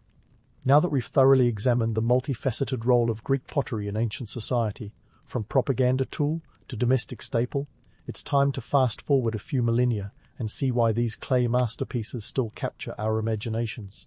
Let's face it, Greek pottery is the historical equivalent of a blockbuster franchise, timeless, iconic, and perpetually ripe for reinterpretation. Starting with the art world's obsession, Greek pottery has been the blueprint for countless modern designs. You can't swing a tote bag in any major museum's gift shop without hitting a piece of merchandise inspired by Greek vases. The black figure and red figure styles have not only influenced visual aesthetics, but have also seeped into modern storytelling techniques. Think about the comic book industry, where the stark contrast between black ink and white paper tells tales of heroes and villains. It's a direct echo of those ancient pots where gods and mortals played out their dramas in silhouette. But the romance doesn't stop at aesthetics. Greek pottery has been a muse for modern artists who find themselves drawn to its dual nature, the perfect marriage of form and function. Picasso, for example, was enamored with the simplicity and expressiveness of Greek ceramics. His ceramic works in the mid-20th century, though not exact replicas, captured the spirit and spontaneity of ancient Greek artisans. It's as if the clay whispered secrets of the past to him, urging him to keep the dialogue between ancient and modern alive. And then there's the cultural cachet. Owning or referencing Greek pottery is like wearing a badge that says, "I appreciate the finer things in life." It's a shorthand for sophistication, much like quoting Shakespeare or name-dropping a philosopher at a dinner party.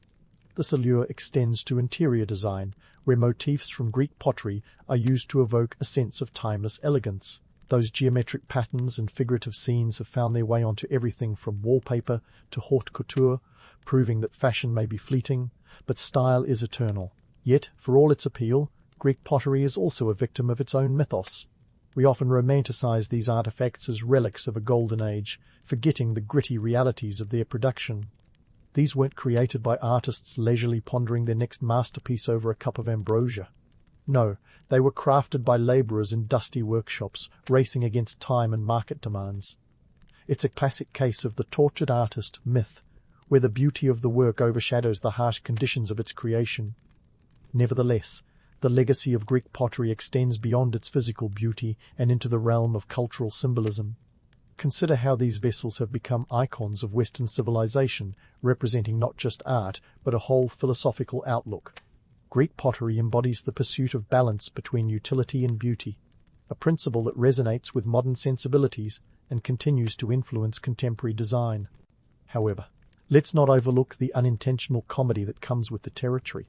Ever read a museum placard and felt like you were being lectured by an overly serious historian?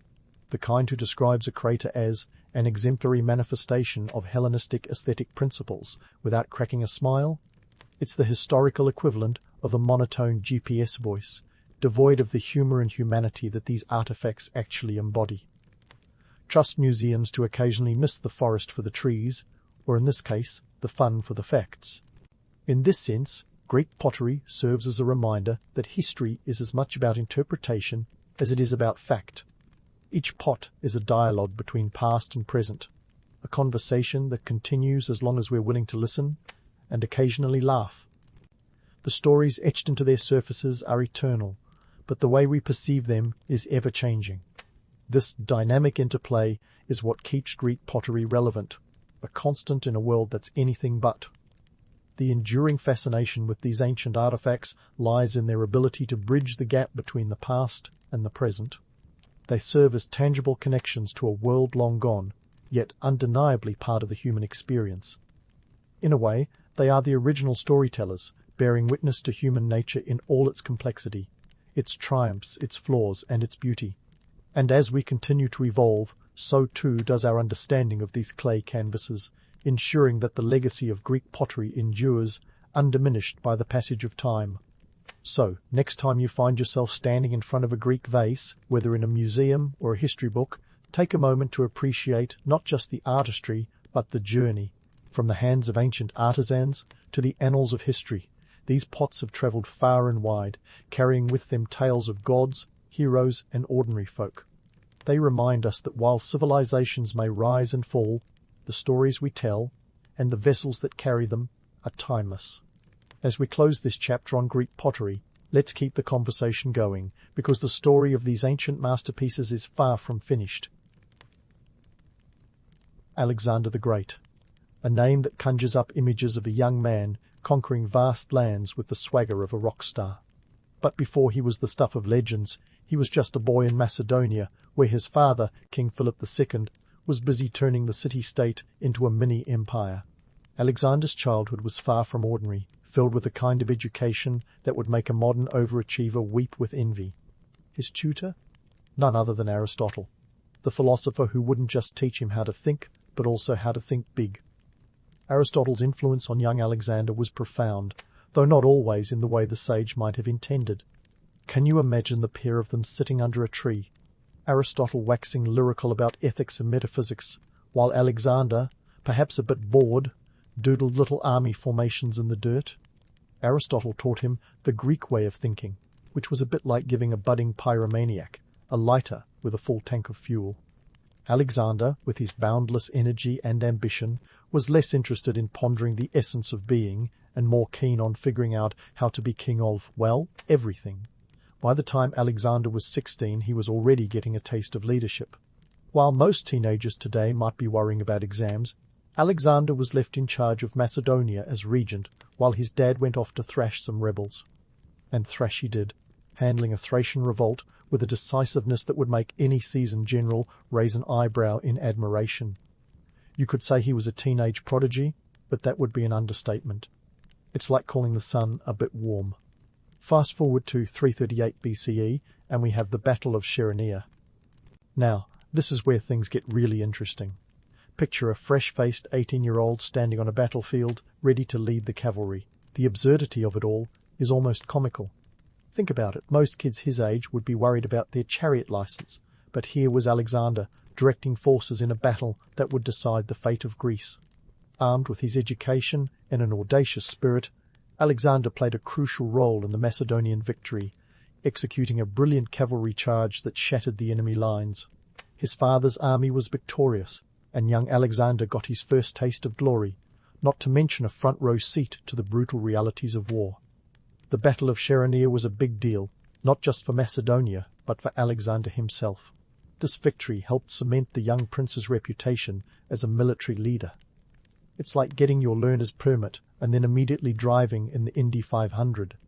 The teen who'd only recently been under the tutelage of Aristotle was now proving himself on the battlefield, showing that he wasn't just book-smart, but battle-savvy too. Aristotle might have hoped to mould Alexander into a philosopher-king, but it seems the young man was more interested in the king part of that equation. Yet their relationship was pivotal, a melding of minds that gave Alexander a unique edge. Aristotle's lessons in logic and reason were not lost on him, they merely fueled his strategic mind. Imagine Aristotle trying to instill in Alexander the importance of moderation, while Alexander mentally maps out his future empire, stretching from Greece to the farthest reaches of the known world. What's remarkable is how quickly Alexander took to this life of leadership. By his late teens, he was already a seasoned warrior, a far cry from the sheltered aristocratic youth one might expect. His ambitions were clear from the start, and they were nothing short of world domination. Alexander's early years were a whirlwind of learning, leading, and occasionally rebelling against the constraints of his upbringing. But through it all, he remained laser-focused on one thing, proving himself as the rightful heir to not just his father's kingdom, but perhaps to the entire known world. With the Battle of Cheronea under his belt, Alexander had taken his first steps on the path to greatness. It was a path that would be fraught with challenges, victories, and more than a few historical footnotes. But for now, the young prince was content with the knowledge that he had lived up to the expectations of both Aristotle and Philip. Not bad for a guy who, just a few years earlier, had been learning about the nature of reality from a philosopher. As the dust settled on the battlefield, Alexander's ambitions were just beginning to take shape, hinting at the monumental legacy he would leave behind. And so, with the dust barely settled from the Battle of Cheronea, Alexander was on the fast track to destiny, a trajectory set to accelerate in the most dramatic fashion possible. Enter 3036 BCE, a year that would change everything. Imagine a splashy Game of Thrones-style plot twist where the patriarch is suddenly and violently yanked from power. That's right, Alexander's father, King Philip II, was assassinated at a wedding. Talk about a party foul. Now, whether it was a personal vendetta, a political coup, or just someone who really hated wedding speeches, the fact remains, Macedonia was suddenly in need of a new king, and fast. Alexander, then just 20 years old, found himself thrust into a whirlwind of political chaos, family drama, and conspiracy so tangled they could make a soap opera look like a kiddie pool. Philip had left behind a kingdom that was both a burgeoning military powerhouse and a seething pit of rivalries. Think of it as inheriting a shiny new sports car, only to realize it's parked on a sinkhole. First on the agenda, securing the throne. Now, this wasn't just a matter of strutting in and declaring, "I'm the king now, deal with it." Oh no, it was more like navigating a field of snakes, each one with designs on his crown. There were those who thought Alexander was too young, too green, too not his father to rule. Others saw an opportunity to grab power for themselves. Enter the notorious Olympias, Alexander's mother, who was as fiercely protective of her son as a lioness with a single cub, rumoured to have played a part in Philip's assassination, because why not add a murder mystery into the mix? Olympias was not one to be underestimated. But political manoeuvring wasn't the only challenge on young Alexander's plate. There was the small matter of quelling revolts among the Greek city-states, who, sensing an opportunity, figured it was a good time to test the mettle of their new ruler. They were in for a surprise. Alexander moved with the speed and decisiveness of a teenager who's just found out there's free pizza at the other end of the city. Within months, he had reasserted Macedonian dominance, making it clear he was no mere placeholder for his father's legacy but a force of nature in his own right. In the economic arena, Alexander was dealing with a kingdom that had seen both prosperity and strain under Philip. The Macedonian treasury wasn't exactly overflowing with gold coins, and managing the finances of an empire was no small feat. Imagine being handed the keys to a vast estate, only to find out the estate comes with a mortgage the size of a small country. The young king had to be both a warrior and an accountant, balancing the books while gearing up for the grand campaigns that would define his reign. The logistics of managing such a sprawling empire were mind-boggling. We're talking about a realm that stretched from the rugged mountains of Macedonia to the sun-baked plains of Thessaly, populated by a patchwork of cultures and languages. The infrastructure needed to keep this empire running smoothly was the ancient equivalent of a complex network of highways, supply depots, and communication lines. It's hard not to admire Alexander's ability to juggle all these elements while still finding time to indulge his penchant for conquest. And let's not forget the army. Under Philip, the Macedonian military had been transformed into a well-oiled machine, but Alexander was determined to take it to the next level. He inherited a formidable force, yet he knew that maintaining it would require not just strategy, but cold, hard cash. Soldiers don't march on empty stomachs, nor do they fight with empty pockets. Paying and provisioning an army was a logistical nightmare, one that required the kind of financial acumen that would put modern-day CEOs to shame. As if all this weren't enough, Alexander had to contend with the expectations of his people. Many of them saw in him the promise of a golden age, a leader who would surpass even his father in glory. No pressure, right? But Alexander wasn't just any ruler, he was a charismatic figure who inspired loyalty and fervor in equal measure. His ambition was boundless, and he had the charisma to match, a potent combination that would prove both his greatest strength and his Achilles' heel. So here we have Alexander, a young king with the weight of an empire on his shoulders and a world of possibilities at his feet. He was a man on a mission, driven by a vision of conquest that would take him to the ends of the earth, or at least as far as the known world stretched back then. His rise to power was nothing short of meteoric, yet beneath the glamour of his legend lay the gritty realities of politics, economics, and logistics. As we delve deeper into Alexander's story, it becomes clear that his journey was as much about navigating the turbulent waters of leadership as it was about the thrill of conquest. His reign would be marked by extraordinary achievements, yet it would also be a testament to the complexity of wielding power in an ancient world full of intrigue and ambition. So strap in, because the adventure is just getting started, and Alexander's ambitions are about to unfold in ways that history, both romanticized and real, would never forget.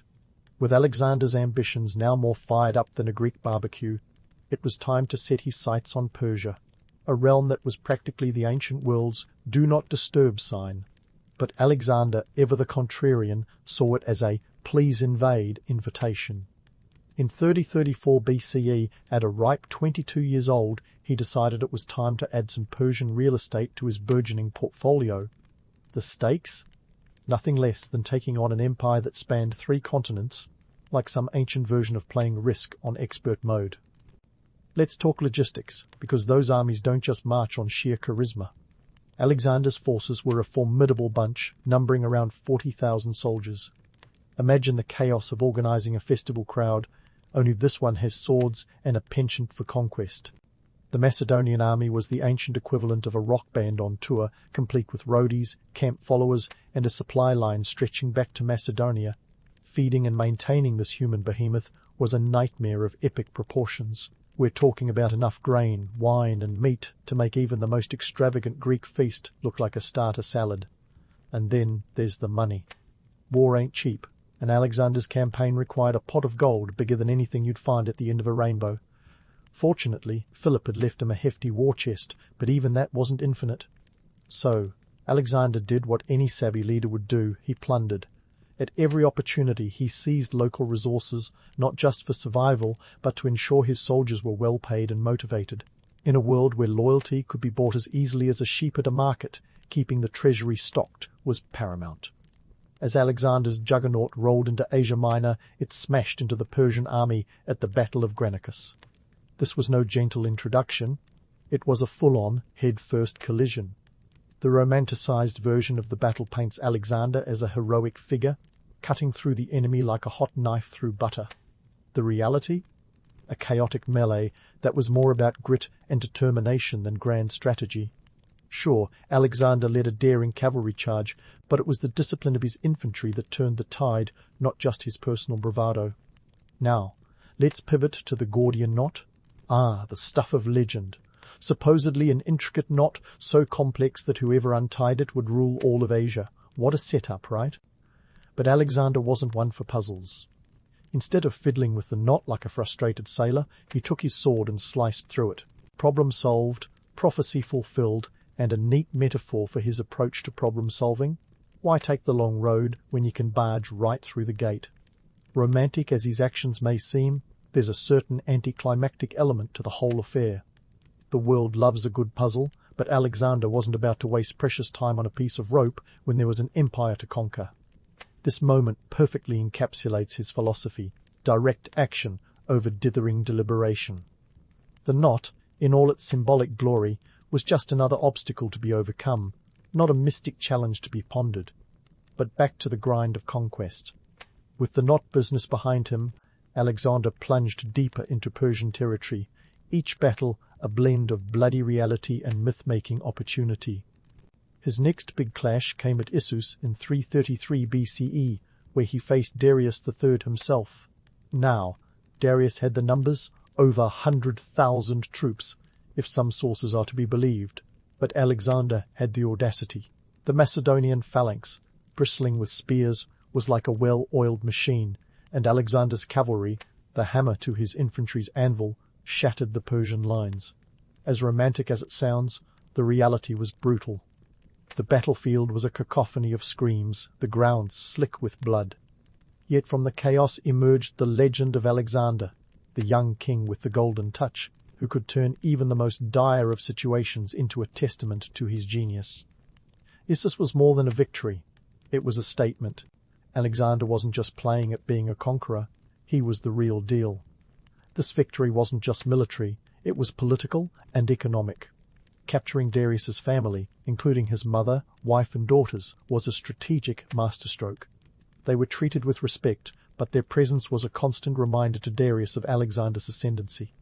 It also meant bargaining chips if negotiations were ever on the table, though Alexander was more interested in the sword than the olive branch. And let's not forget the spoils of war. Issus was a financial windfall, replenishing the coffers and ensuring his army remained loyal and well-fed.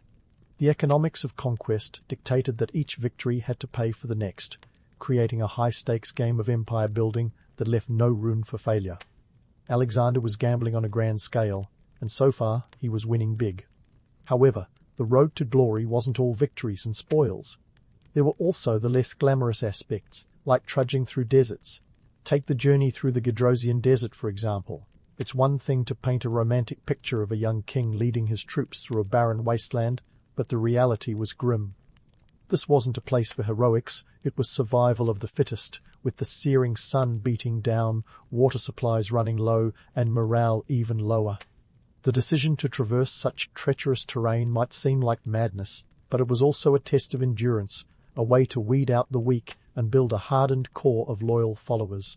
It's easy to get caught up in the romance of Alexander's conquests, to see him as a larger-than-life figure who could do no wrong. But behind every victory lay the grit and grind of logistics, the unromantic reality of warfare that demanded constant attention to detail.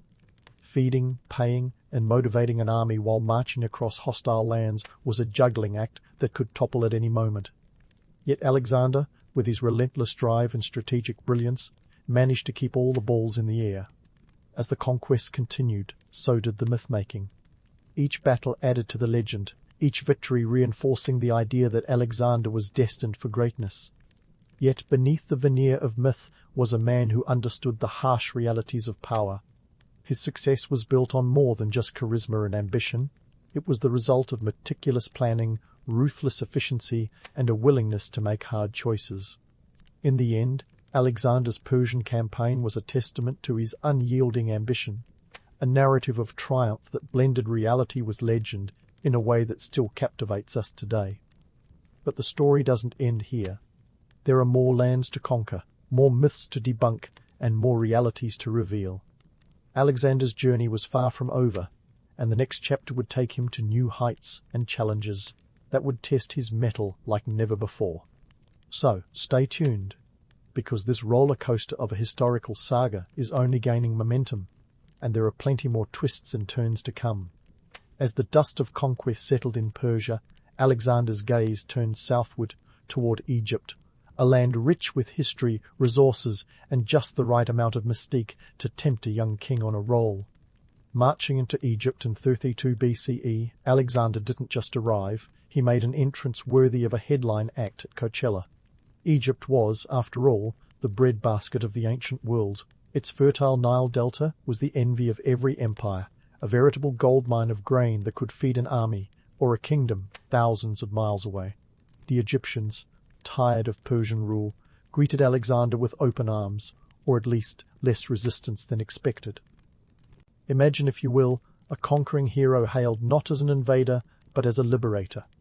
It was a PR coup, and Alexander, ever the master of optics, played the part to perfection. He didn't just march in, he strolled into Memphis, the heart of Egypt, with the nonchalance of a rock star gracing the stage for an encore. Now, let's talk about Alexandria, the city that would become the jewel in Alexander's crown, founded in 3031 BCE. This was no mere outpost, it was a statement, a bold declaration of his intent to leave a lasting legacy. Alexandria was strategically located between the Mediterranean Sea and the Nile River, a geographic sweet spot that would make it a hub of trade and culture. Think of it as the ancient world's Silicon Valley, but with more pyramids and fewer tech startups. The city's blueprint was ambitious, designed to outshine all others, with wide streets, grand palaces, and a library that would eventually house every scroll worth reading. Sort of the ancient equivalent of Google's data servers. Alexander named it after himself, of course, because humility was never his strong suit. With a population that would balloon to 500,000, Alexandria wasn't just a city, it was a melting pot of Greek and Egyptian cultures, a tangible symbol of his ability to fuse worlds together, or at least mash them together with mixed results. But let's pump the brakes on the benevolent ruler narrative. While the Egyptians hailed him as pharaoh, tapping into their own traditions of divine kingship, the economic impact of Alexander's rule wasn't all sunshine and papyrus. Sure, the city of Alexandria would flourish, but for many Egyptians, this new era meant higher taxes and tighter control over their resources. The economic benefits were often reaped by the Macedonian elite, with local Egyptians left wondering where their share of the prosperity had wandered off to. And then there's the whole deification business. The locals, perhaps with a touch of irony, started to deify Alexander, proclaiming him a living god. Visit the Oracle of Siwa in the Libyan desert? Sure, why not? Alexander did just that, receiving confirmation, at least according to his own PR team, that he was indeed the son of Zeus Ammon. Talk about the ultimate ego boost. One can only imagine the ancient equivalent of Twitter, lighting up with news of his divine parentage.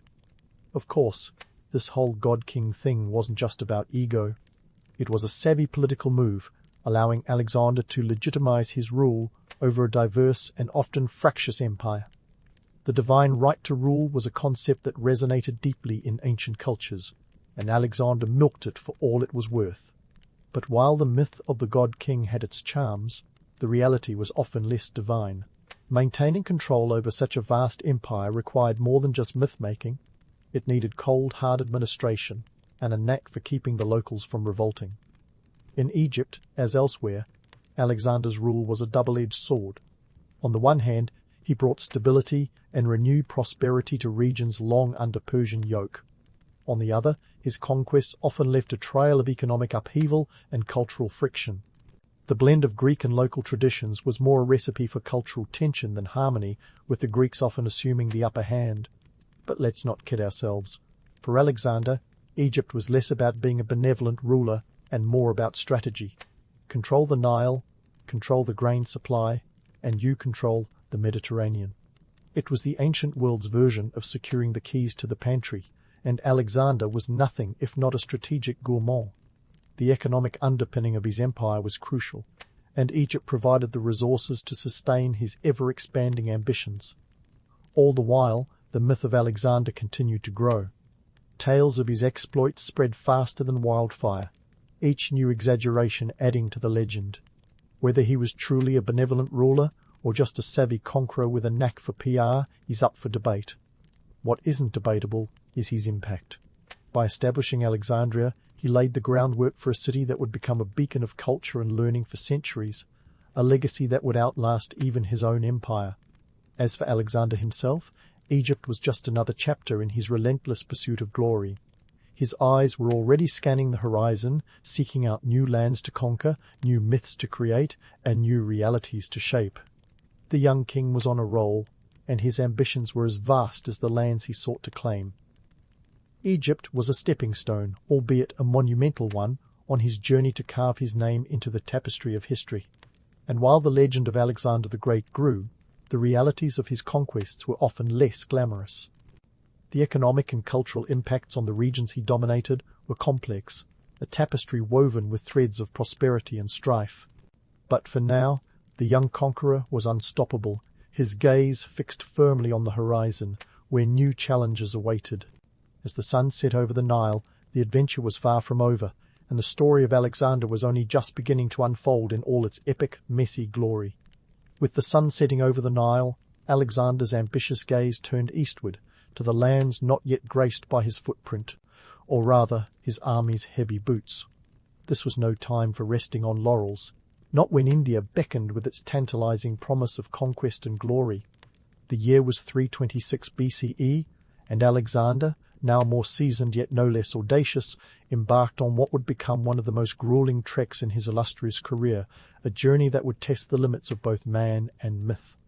Imagine the logistical nightmare of moving over 100,000 troops, complete with cavalry, elephants, yes, elephants, and support staff through the dense, unforgiving terrain of the Indian subcontinent. This wasn't just a military campaign, it was an ancient version of an impossible road trip, complete with the ancient world's equivalent of flat tires and roadside breakdowns.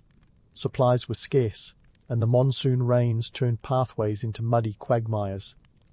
The economics of this expedition were staggering, with the cost of feeding and housing such a massive force threatening to drain even Alexander's war chest.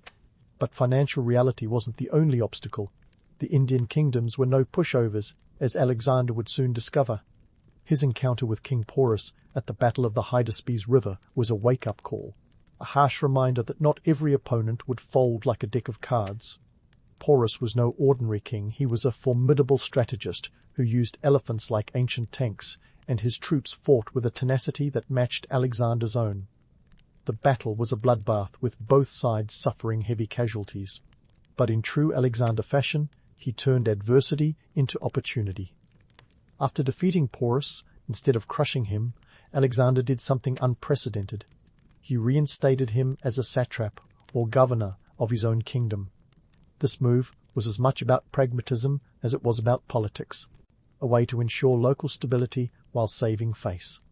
It was a shrewd calculation, a reminder that Alexander's genius lay not just in his military might, but in his ability to adapt and manipulate political realities to his advantage.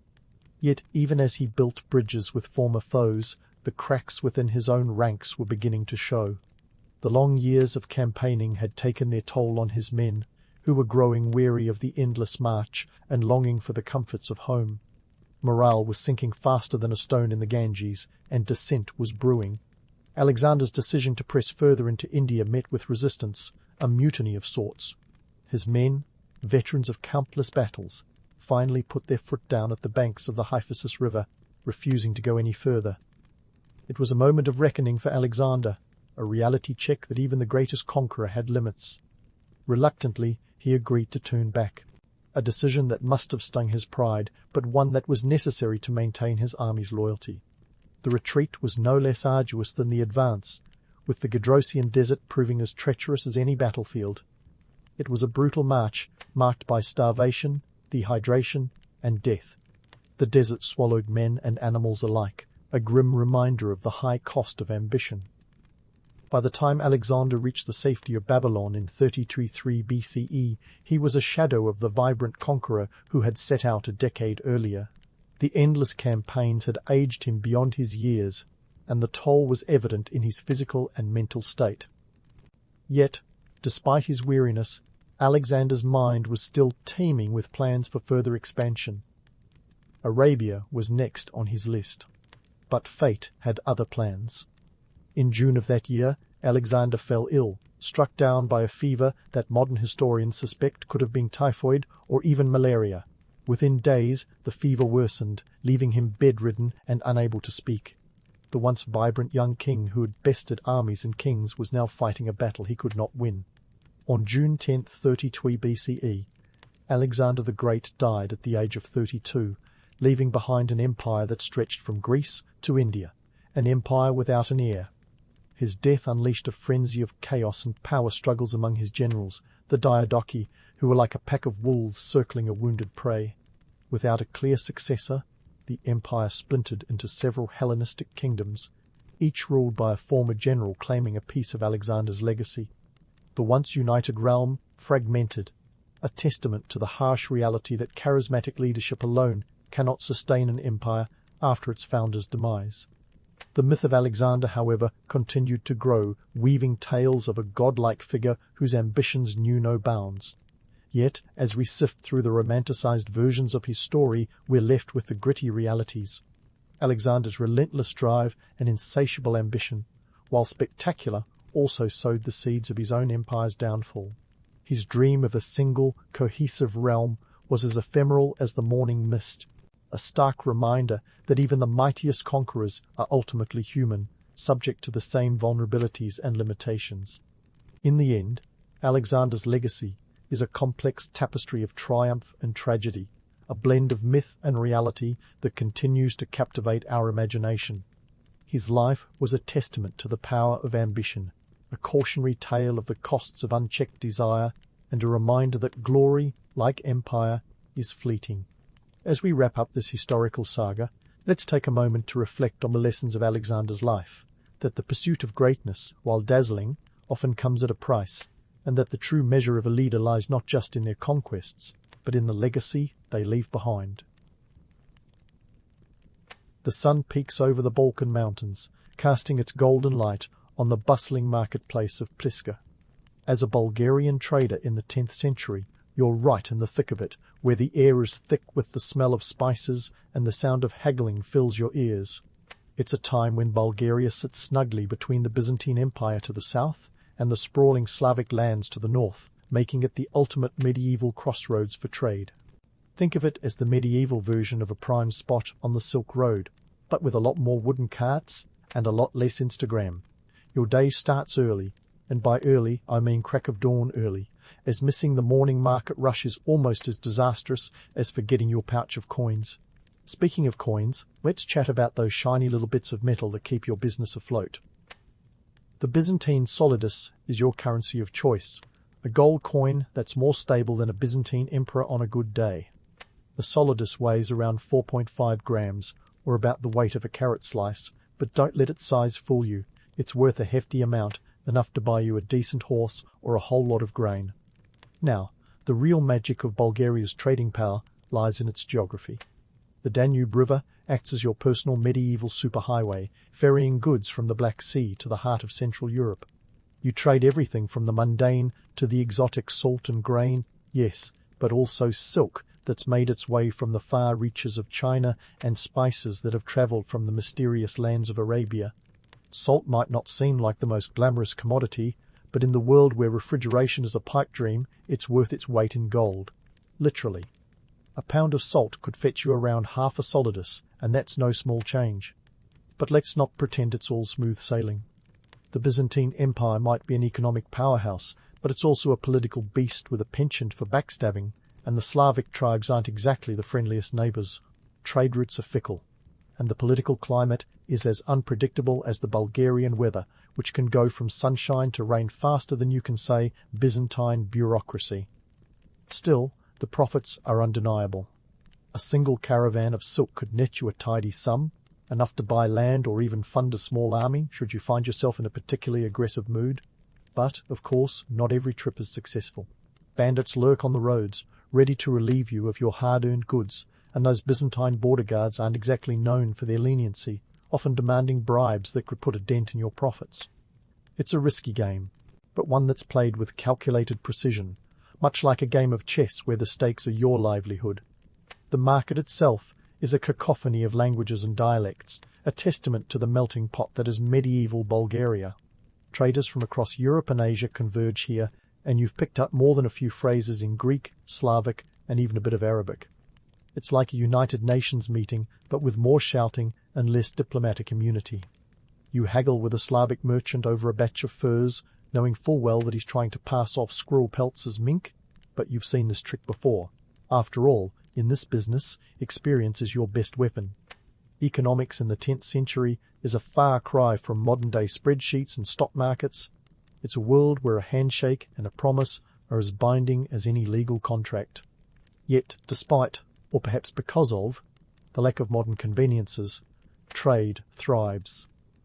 It's a testament to human ingenuity and the relentless pursuit of profit, two things that haven't changed much over the centuries. So, as you navigate the market, dodging carts and sidestepping piles of who knows what, remember that you're part of an intricate web of trade that stretches from the Baltic to the Mediterranean. Bulgaria isn't just a blip on the medieval map. It's a key player in a game of commerce and politics that shapes the very fabric of the known world. And yes, it's as exhausting as it sounds. But who said making a living was easy? At least you've got a front row seat to the greatest show on earth, medieval trade, with all its chaos and charm. And just like that, you're off, weaving through the chaos of a medieval market that's as alive as a beehive, buzzing with activity and, quite frankly, the occasional sting. It's a daily grind that begins before the first roosters crow and doesn't let up until the sun dips below the horizon. Your day kicks off with a whirlwind of activity, and let's be honest, it's not for the faint of heart. You've got to be part athlete, part diplomat, and part detective just to make it through. The first order of business?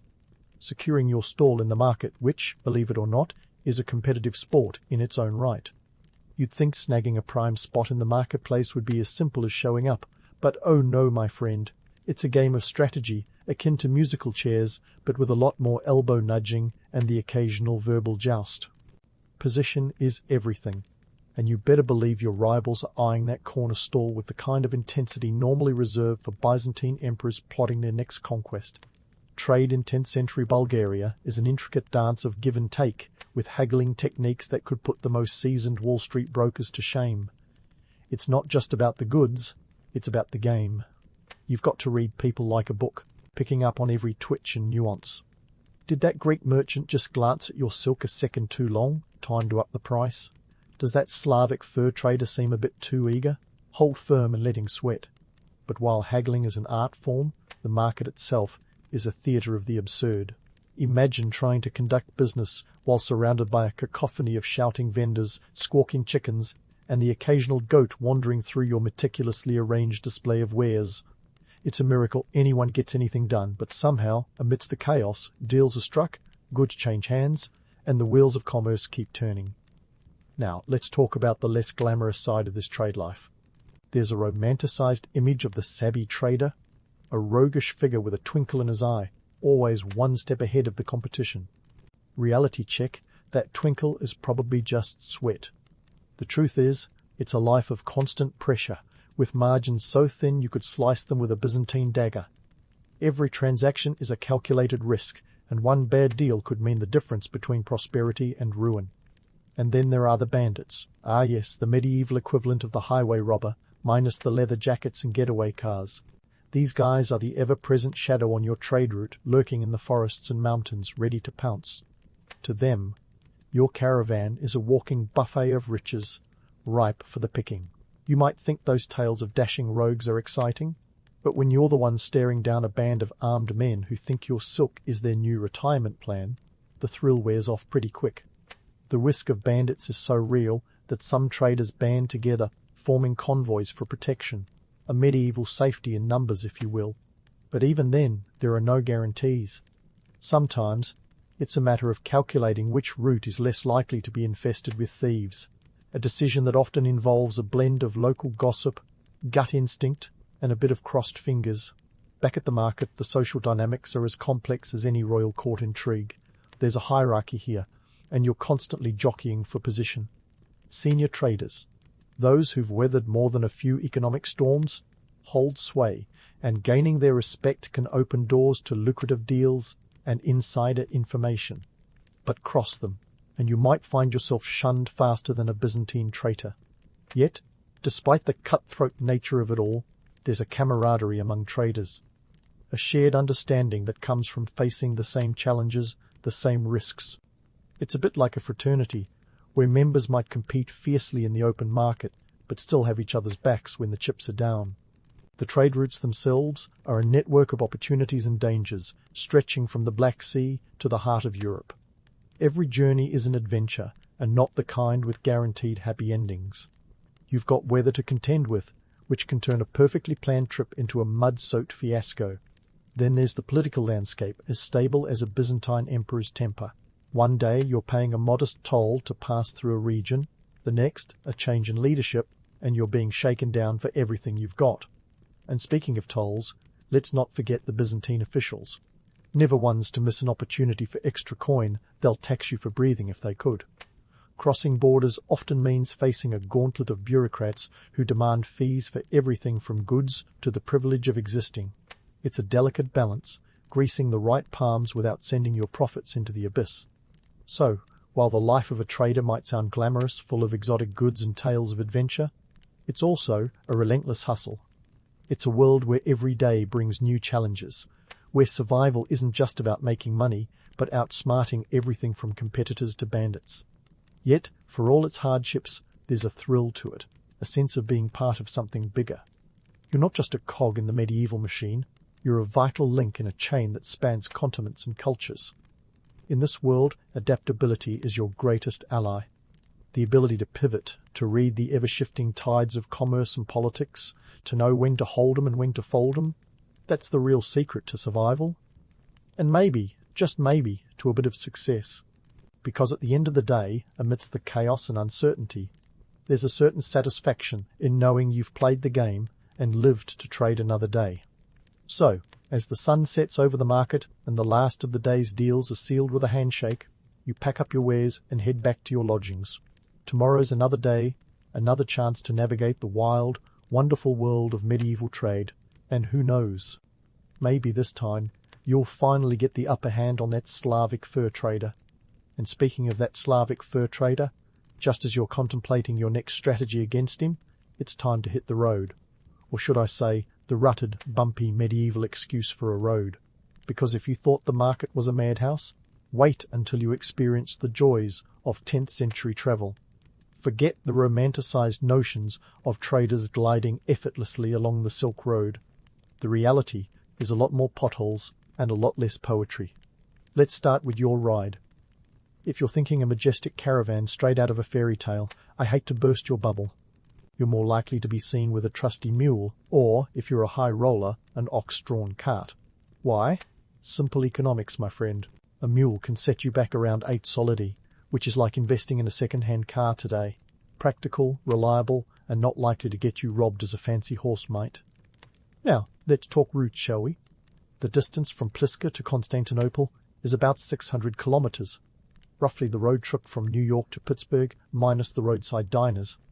On a good day, you might cover 20 kilometers, assuming you're not bogged down by weather or the aforementioned Byzantine bureaucracy. So, strap in for a month-long trek, if you're lucky. The Balkan Mountains stand between you and your next payday like a particularly grumpy bouncer at the medieval club of trade.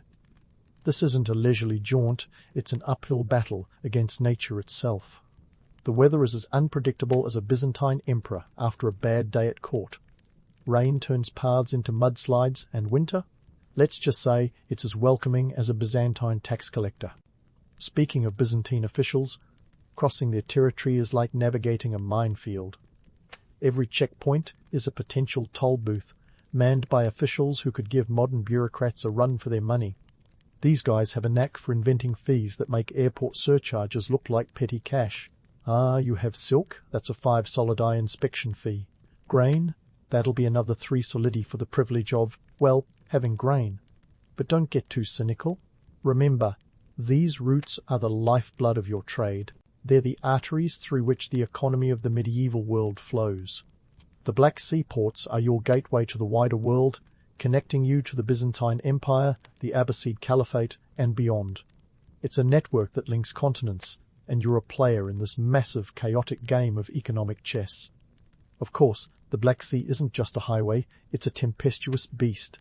Storms can come out of nowhere, turning a peaceful voyage into a nautical nightmare. And pirates? They're not just a Hollywood trope.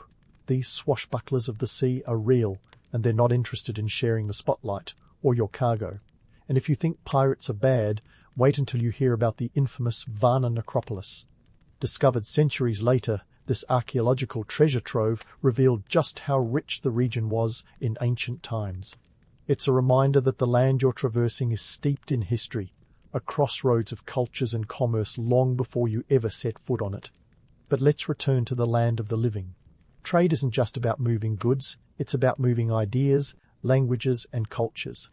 Your fellow traders come from all corners of the medieval world, each with their own stories, customs, and quirks. It's a medieval melting pot, a veritable United Nations on wheels, minus the formalities and with a lot more bartering. However, amidst this cultural exchange, don't forget the constant spectre of banditry. These aren't the charming rogues of legend, but hardened criminals who see your caravan as a walking treasure chest. The tales of Robin Hood might warm your heart, but when you're the one watching your goods vanish into the forest, it's a different story altogether. Protection comes in the form of convoys, where traders band together for safety. It's the medieval version of strength in numbers, and it's as much a social activity as it is a security measure. Within these groups, you'll find alliances forming, rivalries brewing, and the occasional drama that would rival any reality TV show. But it's not all doom and gloom.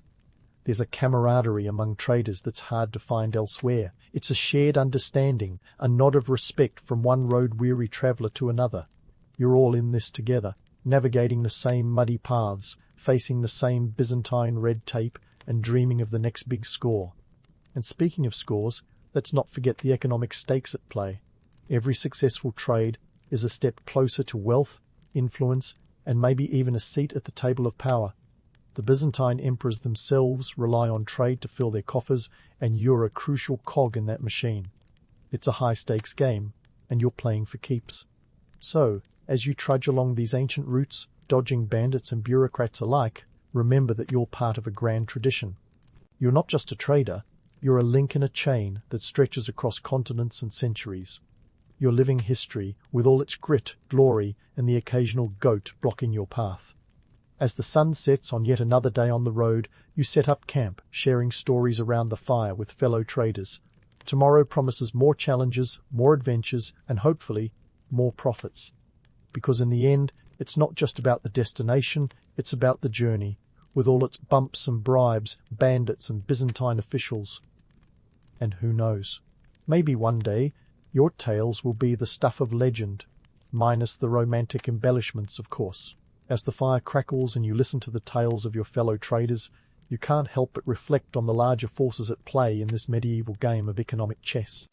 Sure, you've got your daily grind, but above and beyond those market stalls and dusty roads, there's the ever-present shadow of politics. Byzantine politics, to be precise. Now, if you think modern politics is a tangled web of intrigue, just wait until you step into the Byzantine court, where allegiances shift faster than a wind vane in a storm. In the 10th century, the Byzantine Empire is the heavyweight champ of this geopolitical arena, and its influence seeps into every corner of trade. The emperors have a penchant for elaborate treaties, the kind that make modern legal contracts look like child's play. These treaties dictate not just who gets what, but how much, when, and sometimes bafflingly, why. For traders like you, every inked agreement can be the difference between a tidy profit and a financial nosedive. Let's get down to brass tacks. or in this case, solidi. The Byzantine-Bulgarian treaties are a prime example. These agreements often cover everything from tolls on trade routes to taxes on goods. Take the Treaty of 927, for instance. It wasn't just a piece of parchment, it was a financial lifeline.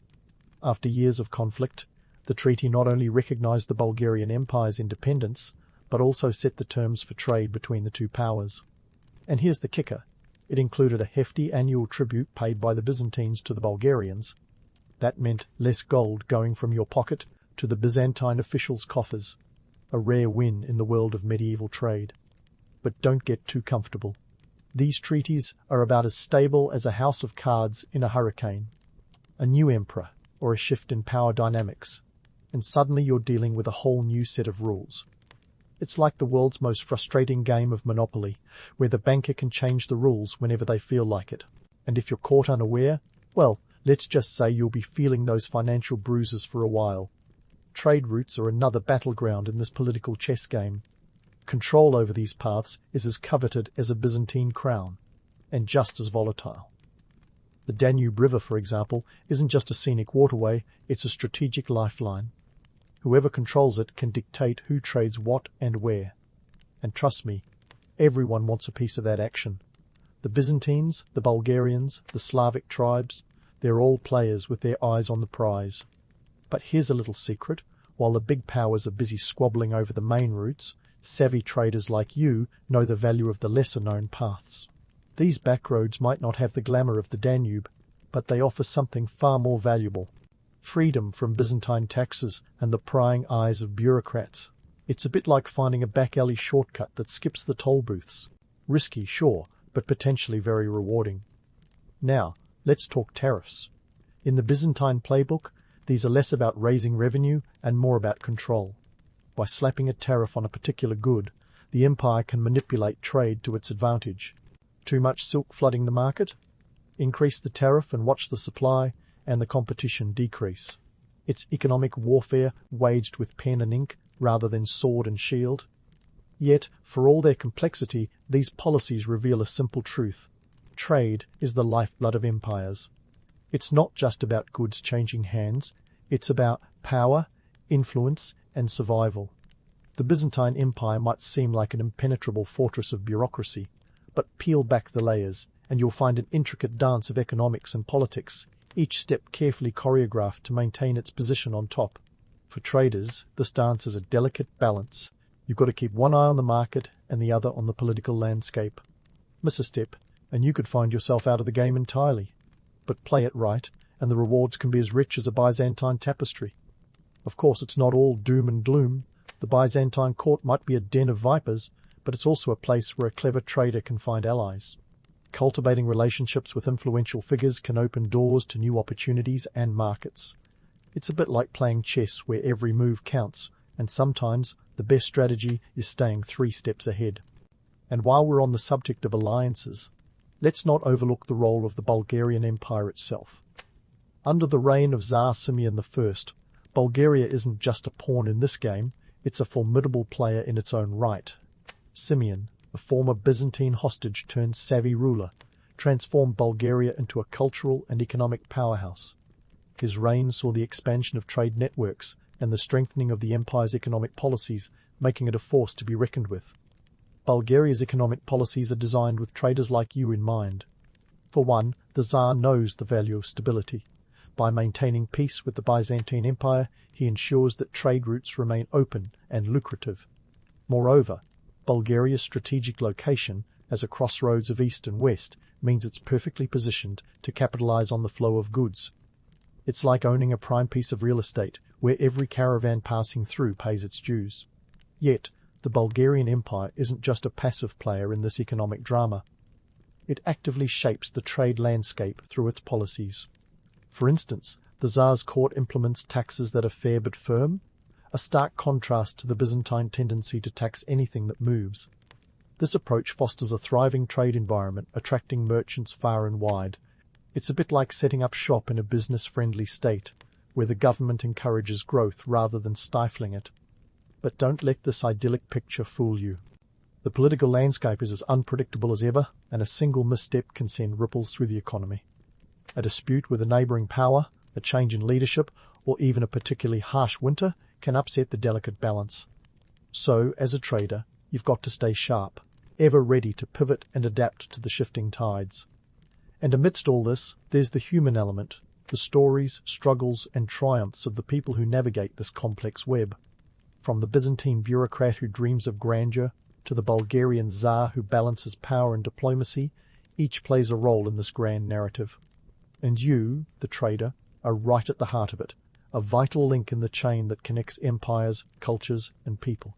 As you sit by the fire, these thoughts swirling in your mind, you realize that this isn't just about trade, it's about survival, ambition, and the relentless pursuit of opportunity.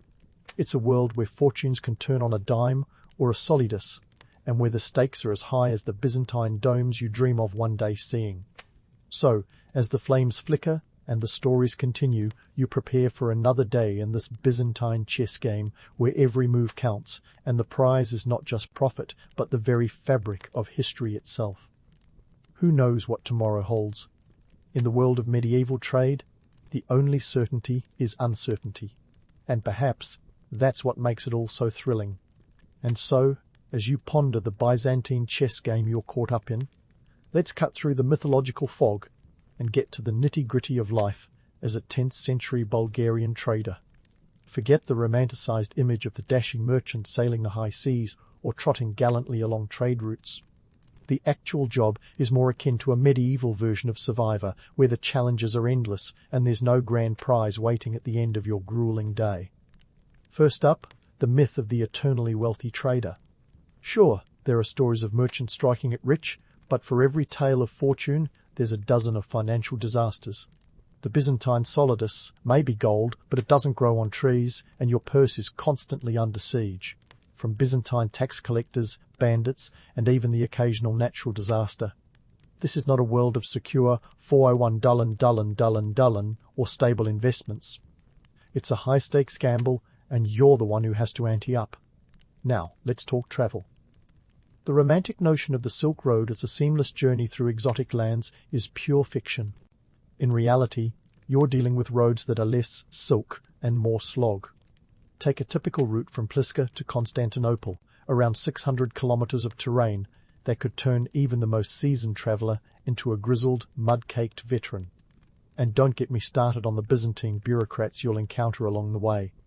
These folks have turned red tape into an art form, and every border crossing feels like a masterclass in patience or a lack thereof. And the markets? A whirlwind of haggling, shouting, and the occasional livestock encounter. It's less a place of orderly commerce and more a chaotic bazaar where a deal can vanish faster than morning dew. You don't just need a sharp mind, you need nerves of steel. Because in this world, the price of being swindled isn't just losing face, it's losing your livelihood. But for all its chaos, trade is the lifeblood of empires. The Byzantine Empire, for instance, might be a bureaucratic behemoth, but its wealth is built on the backs of traders like you. The goods you move aren't just commodities, they're the currency of power. Silk, spices, and salt aren't merely trade items. They're the building blocks of alliances and the seeds of conflict. This is a world where the line between commerce and conquest is as thin as a Byzantine coin. And speaking of empires, let's not forget the Bulgarian heavyweights. Under Tsar Simeon I, Bulgaria isn't just a blip on the medieval map, it's a powerhouse. Simeon understands the game and plays it well, crafting policies that favour traders and ensuring Bulgaria's coffers are never empty. But even a savvy ruler can't control everything. Natural disasters, political upheavals, and the capricious whims of neighbouring powers can shift the balance overnight. Yet, despite the hardships, there's a certain allure to this life. The romance of the road, the thrill of a successful deal, and the camaraderie of fellow traders create a tapestry that's as rich as any Byzantine mosaic. It's a demanding existence, but also one filled with stories worth telling. Because at the end of the day, you're part of a web that stretches across continents, linking cultures and economies in a way that shapes history. Now, let's fast forward a century or 10. The legacies of these trading networks are etched into the very foundations of modern economic systems. The Byzantine solidus may have faded into history, but the lessons of medieval trade endure.